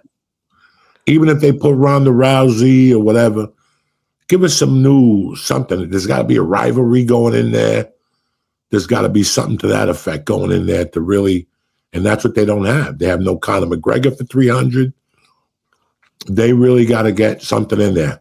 They got to do what Wild World of Sports did. Get a guy to stand with a glass in front of him and somebody shoots him with a 22 and he takes the bullet right out of the fucking air. Well, you got to figure out something at this point for 300 for people to lay that money. McGregor's not going to be there. They just announced the headliners. It was Jamal Hill versus the guy who is Adesanya fought. If I know Dana White's got something up his sleeve. It ain't over till the fat lady sings with people like Dana White. I believe in him for that. Dana's put some great cards together. Listen, like anything, there's great cards and there's shitty cards. There's great comics and there's shitty comics, Oh, yeah. And then, but that was the thing is like this one, I was looking like this one, the pay-per-view for the first time in a while, to me looked like a bunch of great fights. And I get it. Like, people have off nights. It's not a knock on the fighters at all. It's just with the amount, like there's less fights on the cards now. And like, it just, when you're looking forward to a card, and I think that's probably why the fight nights are good, because you don't really know what to expect, or I don't, because I'm not like a humongous fan. But on the pay-per-views, I see these names. I'm like, oh, this is going to be a fucking awesome night. This is going to be a one that like is worth it. And then like when the fights are just okay, it's a bummer. But like I said, man, I had to trim back on them myself. First of all, let's be honest. I can't make it till 1 a.m. No. I mean, listen, when Joe came here for UFC, he begged me. And I was honest with him. I go, Joe, there's no way. He goes, get a room and we'll get you a room. Joe, I'm walking out of that fucking New York City at 1:15, 1:20. I'm waiting for you till 2. You want to go eat. That's 3:30. Maybe you want to shoot pool. That's 4, 5. Forget it. That's too late for Uncle Joey. There's no way I could sit there from 7 to 10. My hemorrhoid would blow. So I would have to get there at 10 to get excited. And it's only, you did say that. It's 5 fights. You're paying $80 for 5 fights. So I get what people's complaint are. You move on. You become a Bellator fan. What do you want from me? You know what I'm saying? Those are good. I haven't tried any of those out yet. Like, that's how I just don't know. Is there one that you like? I know there's PFL that just, I think, bought Bellator. I haven't watched any of the bare. Have you watched the bare knuckle stuff yet?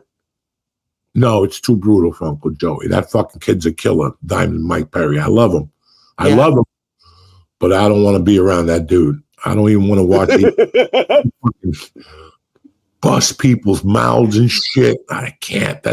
He's a Florida guy. That guy's been doing that since he was 4. Oh, Jesus. He's dude. I like jiu-jitsu tournaments. Yeah. Not the all-day ones, Again, you got me for an hour, 45 minutes before I go. I'm too old to be watching this shit. You know what I'm saying? So I don't fucking know. Have you thought about competing? Oh, yeah. Every morning I wake up and I'm like, I'm going to drink a tea shake and do some camel steroids so I could go in the ring. Are you fucking crazy, Lee? In like the Masters division? I would fucking die. Why? Today I went and he taught us today. He taught a simple throw. So the first time they want you to get the footing, it was a hip throw. The second time he wants you to get the, So I do everything he tells me to the T. And I'm drilling it. I'm drilling it to get a warm up, to move around. And all of a sudden it was my turn, or it was my turn to fly. So the guy picked me up the first time, second time put me on his hip. The third time, I told him this is part of what I signed up for. So lay it on me. Just don't fucking throw me up in the air like some Japanese guy, control me. And dog, it was a nothing. He just threw me maybe 4 feet in the air. The oxygen got knocked out of me for 10 seconds. Like I laid there, I hit the thing, I broke the fall like he told me. But no, that would destroy my insides right now. Some guy to judo throw me, I got a tap right after that. And then go in and come out with a knife.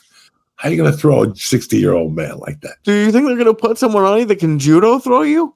Dog, there's 60-year-olds that are so fucking strong.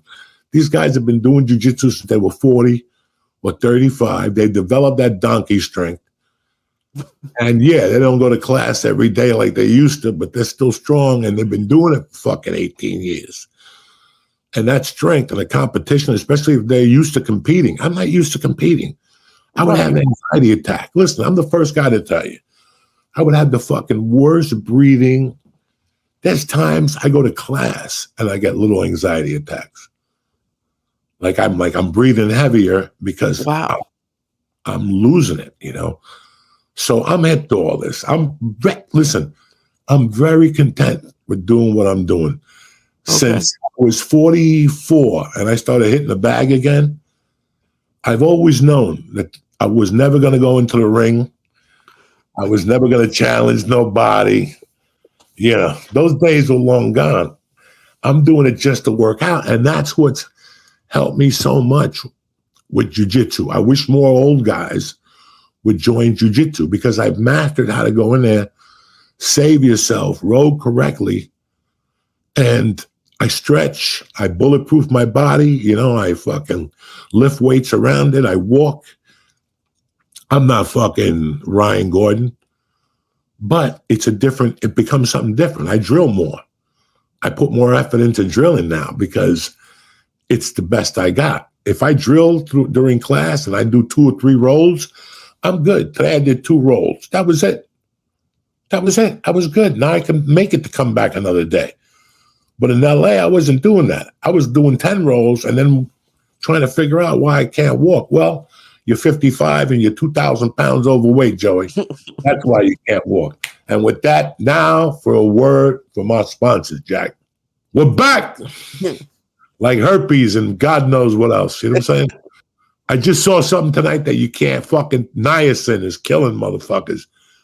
Man, I'm sick and tired of this fucking government because they give you shit and then 10 years later, you see an ad. Did you use this? If you use this, call your attorney now. You may have a lawsuit going. I don't use talcum powder no more. I love talcum powder. Yeah, that sucks. I put it everywhere as a kid. My feet, my hair, my ears. I love the feeling of talcum powder. And then one day, everybody started hating talcum powder. I don't know what it was. It's okay to hate talcum powder. Talcum powder is going to fucking kill you, but cocaine is okay. You know what I'm saying? People are fucking dying from talcum powder every fucking day. I think women can't put in their pussies. That's what it was. Sorry about that. They can't put it in their vaginal spread because it's or something. That's what it was. Spread. It don't affect guys, but any smart person knows a chubby guy's best friend is fucking powder. And especially I have it on my fucking nightstand. Yeah, especially July, August. Anyway, I don't even know how we got on fucking niacin. You said something on the news? Yeah. When I got out of fucking the joint, I went to the halfway house. And one of the ways they had to fucking get beat a UA at first was to eat niacin. Okay, now I don't know if you know what niacin does to you. No. Like 2 pills and you start getting warm, right? Like you start fucking, your skin gets warm, your neck, your eyeballs. Dog, I must have eaten, I did like an 8.5 balls.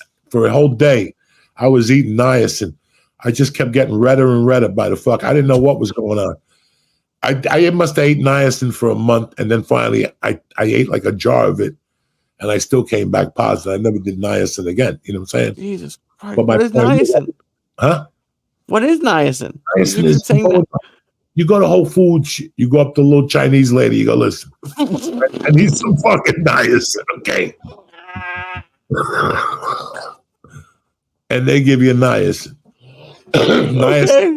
Niacin comes in a pill form, or powder form. I think I was doing capsules like I was doing like aspirin type motherfuckers. Okay. Then one day I didn't take them no more, and I in fact left them there. And one night I got some coke. I ran out of inositol, and I just grounded those fucking niacin pills up. The next day I went over to the guy. Was like, man, my nose is on fire. Yeah. Oh. So what did the news say? Do you have cancer? Like what did the news say? What is niacin? I don't know. I was in here reading in the fucking, I got back into reading again, thank God. And fucking Eyewitness News comes on, whatever that fucking kiss of death. And I didn't want to go out there and turn it off. And all of a sudden he's like, niacin. I'm like, niacin? I haven't heard of niacin in like 30 fucking years. I'm like, when the fuck did I fuck around with niacin? I'm like, that's right. I kept eating it to beat the fucking drug test. Jesus. What a fucking lie. That's fucked up. And people are still trying to get away from drug tests. Like, thank God I've never had a job that did that. But no, listen, you can buy piss at a fucking health food shop now. You can buy like something you put in your listen, you know what? I'm very happy I don't go through that shit anymore. That was one of the hardest times of my fucking life. Having to pass drug tests?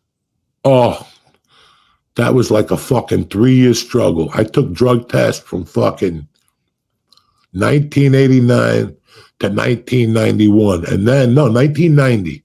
No, like 91. And then when I got divorced, my wife threw a fucking hook on me like in 94 that she wanted to drug test me. Fuck. And I think because you've talked about it a little bit before, obviously, with some stories. You said coke is quick to get out, but weed stays for a while. Is that what it is? 72 days, 72 hours for cocaine. Okay. What if you're a chubby motherfucker? Like I wasn't chubby back then, so that shit dissolved in 70. But if you have chubbiness on you, any weight, fat, it stores in there, that shit. So you come back, you might be clean for that moment. Excuse me. Then 2 days later, you come back positive. You're like, what the fuck? It's like this COVID. Some people are positive for like a month from COVID. Yeah, no, definitely. I didn't know that the drugs thing could live in the fat. I don't trust. I learned the hard way. I mean, fuck. When I think of those times when you walk into a halfway house and you go to sign into your folder and there's like a red dot, that means go see your counselor immediately. And you know what it's about. You know what it's for. Now I got to put on my lion face. And I go in there. When is this going to end, Mr. Diaz? What are you talking about? You came up positive for cocaine. You know, go upstairs. You're on suspension. You can't leave the premises till we decide what happens. Dog, I did that like 3 fucking times. That shit gets fucking old. Jesus. And I sit back now and go, why didn't I just quit? It was just going to be for a year. I couldn't, you know. I was so in it that I just couldn't, you know. So I'm sorry about that, but I had a good time trying to beat him. How many did you fail? On paper, let me think. No. Did you get away with it more? I definitely failed the one going into prison. Okay. All right. And what happened was I was doing coke all weekend, right, when I got sentenced on a Monday morning. But like Sunday night, I came out of the coke fog, and I started eating and drinking orange juice. And I went downstairs and I hit the bag and shit. So I sweat a bunch. So I was feeling good. I went to bed. No, I snorted coke that night too. I stayed up. Court was at fucking 9, right? Right. I put a suit on with a shirt, fucking pants, shoes, the whole thing. I eat something. Maybe I didn't. Maybe I drank a beer. And I go to court. And I get sentenced to fucking 4 years, 6 years. And the next thing you know, Lee, I go, they lead me away in handcuffs. You know, everybody's crying in the courtroom. I'm not crying. I just lost my voice in front of the judge, AKA I choked. And now I'm in my cell, sitting there by myself with cameras on me. And I'm feeling like shit. I'm like, fuck, my mother is watching this. My father is watching this. You know, my friends are going to find out. You know, I turned it up, ending up just like they thought I would. And something made me go in my pocket. And I go in my pocket, I'm like, no. And there's a bindle, but it's swollen. Jesus. And I'm like, I hope this ain't a coke rock. And I take it out, and there's cameras watching me, so I had to like make believe I was shitting. And I looked at it, I'm like, this is a coke rock. I just grinded that motherfucker up right there. And I turned around like I was sneezing. And right. I put like $1 bill in their head, and I fucking did it in one shot. And I got so high for like 15 minutes. I thought they were going to come in and get me. And then I passed out. I'd been so tired. That's it. I was found guilty. It's over. Whatever was stressing you out for the last 18 months is over. So I passed out for like 3 hours. They woke me up. They gave me my uniform and shit. They put me in my cell. And then the next day I had to go for a county jail physical because HIV was big at the time. Damn. That's when they tested me. They took blood out. That's the first time. And I didn't faint. And then that's when that test came back. By the time I got up to Summit County Jail, that test came back. And the lady was looking at me like, woo, Lordy. She's like, woo. Just the fact that you walked in here. And I'm like, what are you talking about? And she goes, you had everything in your system. Jesus. At the time when I went to court, by the time I got sentenced, I had like 5 heavy duty drugs in my system. Jesus. Weed, coke, fucking whatever they call Quaaludes and fucking Valium. And there was something else that they were like, how the fuck do you have this in your system? Do you think that's maybe why you couldn't talk to the judge? I don't know. Fucking Christ. I don't know. And then I got out of there. No, then I went to the state jail to get tested. And at that, I was like, woo, your THC levels are cooking, Jack. Fuck. Woo. When was the last? So that proved to me that the coke was out of my system. And that was maybe 2 weeks later. But my THC levels were still fucking on fire. And then I went to prison. And now they're looking at all these levels. Uh-huh.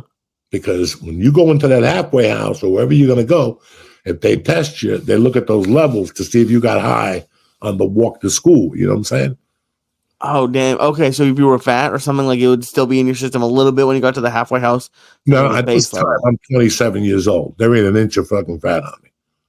Damn. You know, I'm 27. I'm in the gym. I'm walking in circles at the thing. I'm eating right. You know, there ain't an ounce of fucking fat on me. So nothing was really sticking, you know. But I remember, like, December, they gave me a booby trap one, and I came back spotless. Like the THC had been out of my system. So it was a big difference. The last test I had taken was September 1st to December, like it was January 1st. Everything had disappeared. Everything was out of my system. And I had done acid in there, but the acid wouldn't come up as anything. They couldn't test for that. Fuck. No, they couldn't test for that. Did your halfway house care about weed or just coke? Halfway house cared about fucking everything. So then when you get to the halfway house, they test you again and they compare it to your levels. And that's the level it better stay at.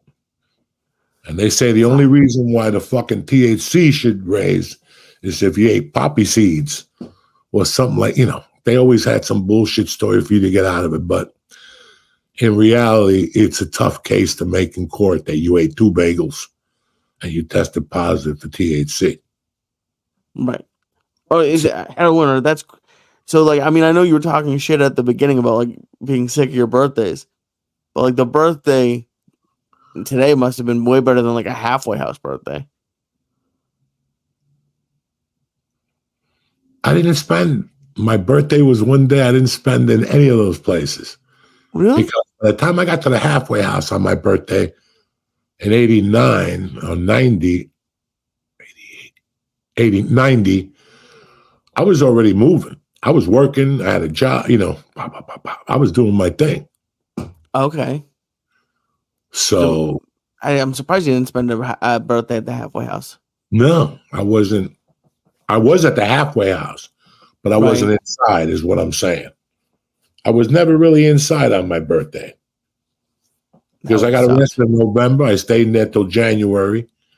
And then I got sentenced in August. And I stayed down there. Oh, no. Yes, you're right. I was locked up for my birthday one year. I don't remember, but if I knew me, it was at George West. And my wife came to see me with a miniskirt and no undies. Oh, that's not bad. No. Okay. Well, I'm happy you're still here. You know, listen, man, it's all an education. It was all part of the education of the guy I became. I accepted it. As soon as I came out, I was happy.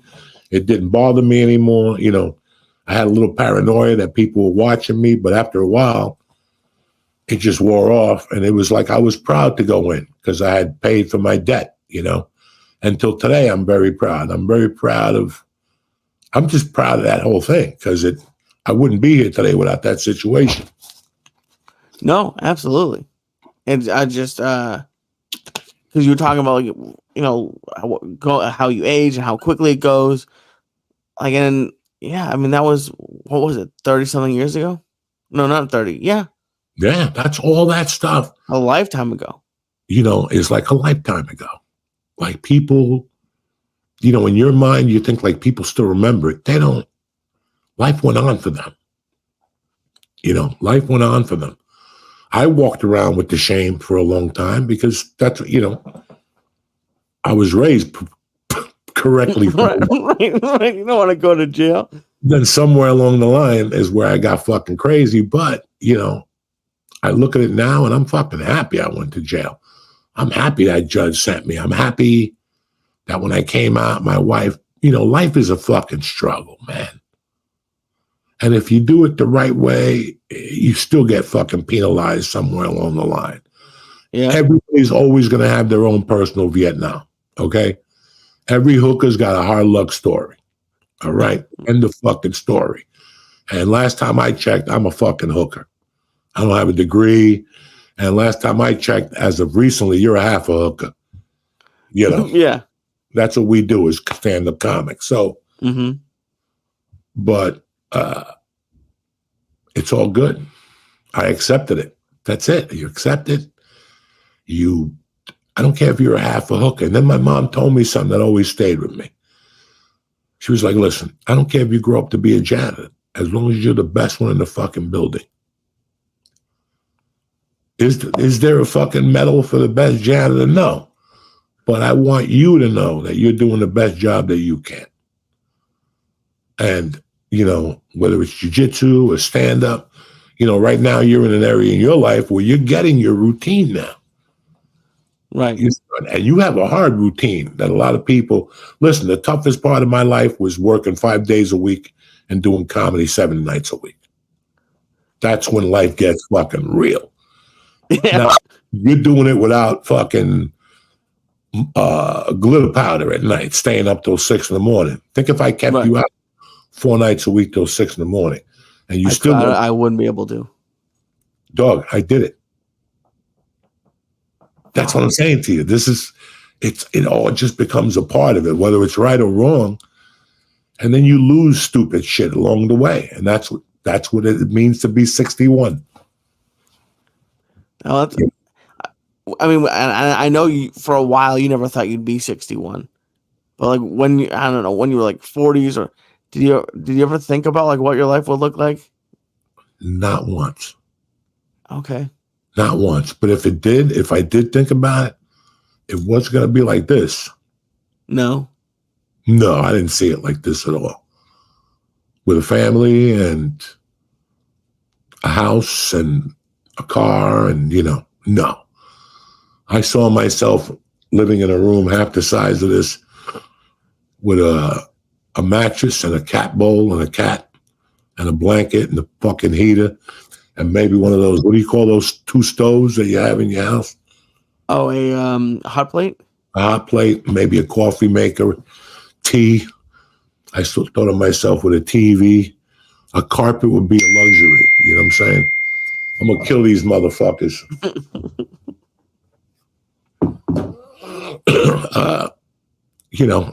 I always saw myself living like Charles Bronson at the end of hard times. Mm-hmm. Alone, and I was satisfied. And now I look at my life and I go, what the fuck? I got somebody I talk to in the morning, for 10 minutes. She comes down here and talks to me in the morning about stupid shit or whatever. Right. I have a wife I talk to. It really was a fucking surprise, man. And I didn't come from a family-based home. I had a family, but we ran like 3 Puerto Ricans in that house. And I never wanted to do that again. I never wanted a house like that again. And it was just 3 people going in their own directions every morning. Yeah. That's not a family. That's a business. That's I didn't want that. So I'm, ever since I don't do comedy as much, you don't get a lot of people telling you did great. You know what I'm saying? So one of the things I had to start doing was telling myself that I was good, the little things that I was doing, whether it's working out, whether it's doing an open mic. So, that's where I am right now. And I'm pretty fucking happy about it. I'm okay. I'm fucking fine, man. I'm having a great time. It's my time right now. I got 4 more years in the fucking workforce. On paper. On paper, but you're counting down. What's that?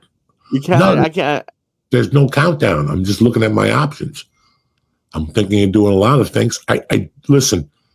I have come to the agreement that there's nothing that would make me happier. All these people, I'm going to sizzle them.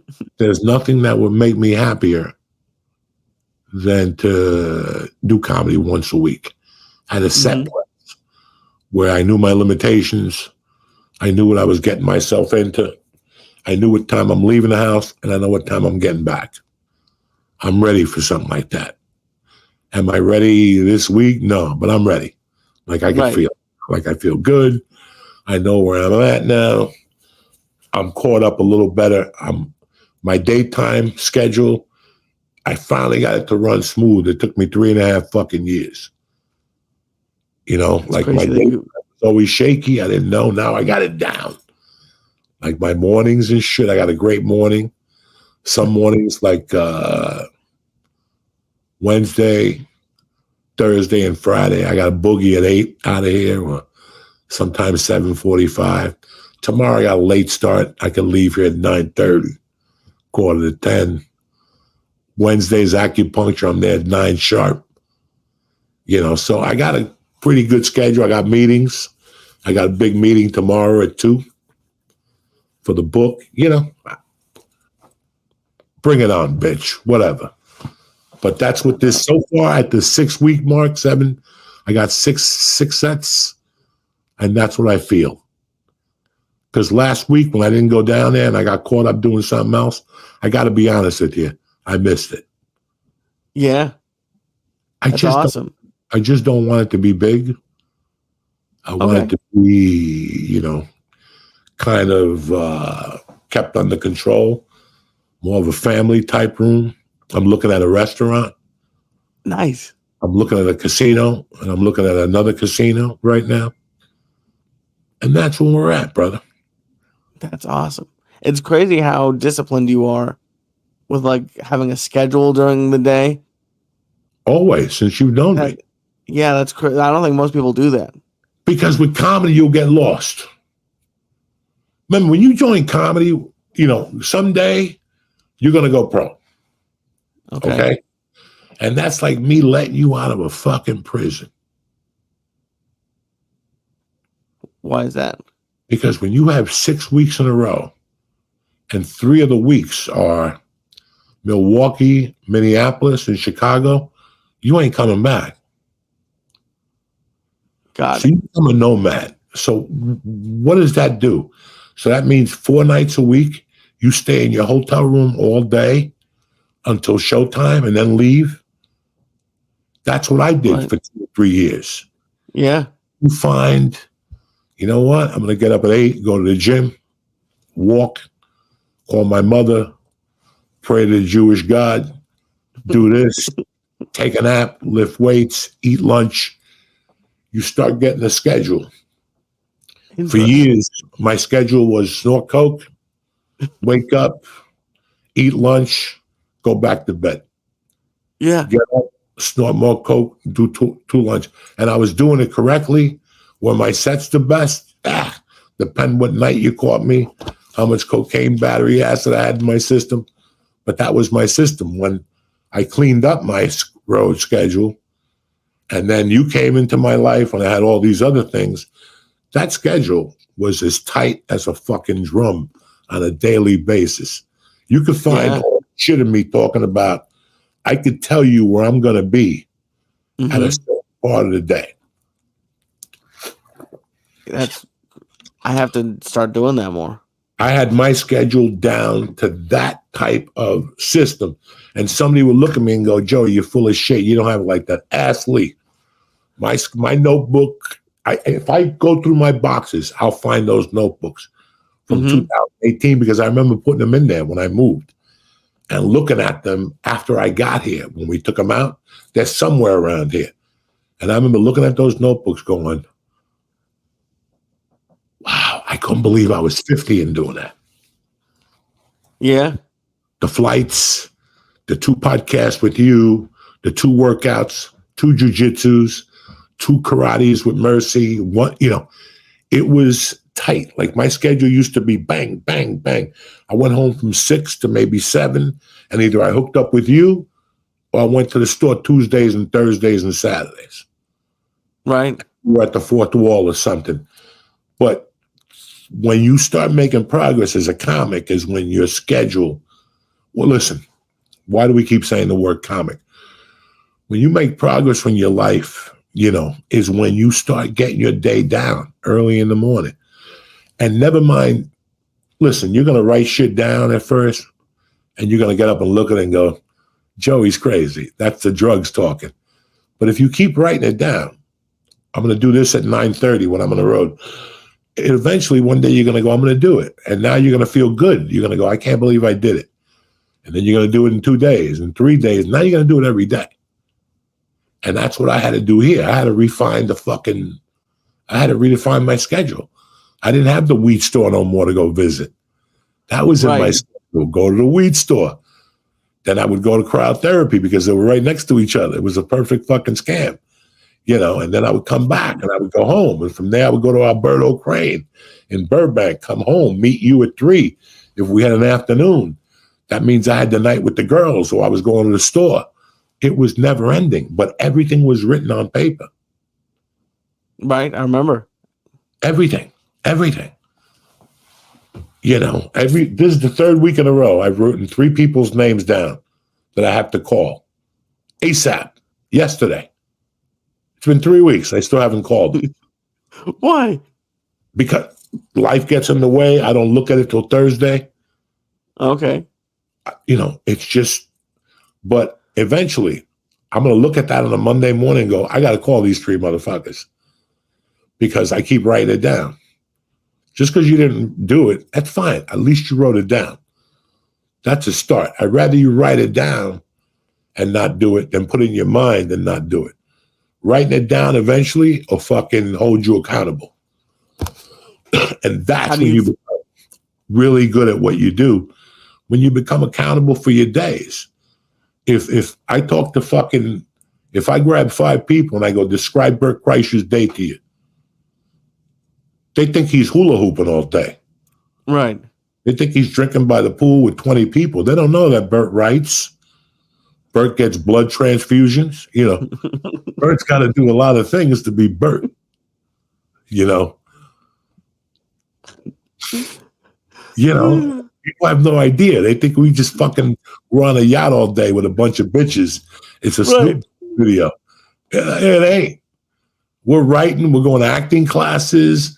We're meeting with writers to write. You're meeting with your friends to write jokes. This is if you want to get anywhere. You're not living like Belushi and Blues Brothers, fucking getting up at 12, burping in people's faces. You're just doing comedy to fucking, to fucking do substance abuse. That's completely different. Which, Joey, you were doing kind of the same. Yes and no. Yes, but yeah, your career took off. I was paying attention. And your career took off when you stopped. Like I was thinking, if you ever, and I'm sure it just doesn't happen at this point, but like, let's just say you didn't write out in your notebook for 1 week, or like you lost your notebook, like how would you feel if like you didn't have this? I'd rather lose my fucking wallet than lose my notebook.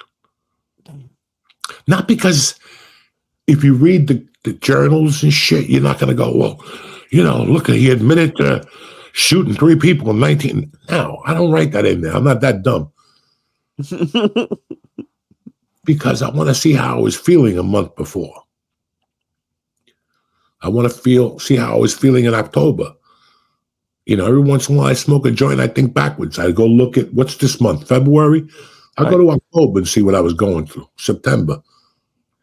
August. And I know what I was going through in August. I had the pneumonia. I couldn't fucking breathe. I couldn't go to jiu-jitsu. So I was ready to stab 3 people. I didn't know you wrote like an actual journal. I do everything. We're comics, man. We're comics, and 60% of our I don't know how to say the word. 60% of what we generate is what we write. So I'm not asking you to write a sitcom, and I'm not asking you to write a script. I'm just asking you to become the best writer for you that you can. Interesting. That's what all these people, everybody wants to be a writer with a hat and a feather, and they go on stage and they eat a bag of dicks. You know what I'm saying? Right. Oh, yeah. Writer on fucking the Tonight Show. Then he goes on stage and the guy's giving you with knock-knock jokes because he's in the fucking room all day. We write for us. Uh-huh. Later on in life, if somebody comes up to you and you're that fortunate, they go, we want you on staff to write. Yeah, we get paid to write for them now. But right now, in your early stages, you're learning how to write for you and what works for you. You know what, Joey? Fuck you motherfuckers. I don't like writing in a notebook. I like writing on stage. Whatever works for you. Are you writing the jokes down? Nah, I just remember them. Then this is not going to work out right. How do you know? You're looking at them. You better get that notebook, cocksucker. And that, I think I've had a notebook since 95 or 94, maybe 93. And then I incorporated different. There was a thing years ago in the 90s called The Writer's Way. Right, a notebook. 95. It was like a book. And one of the things they talked about, I read the book. Did it work for me? No, I'm not fucking no writer, but I took something from that book.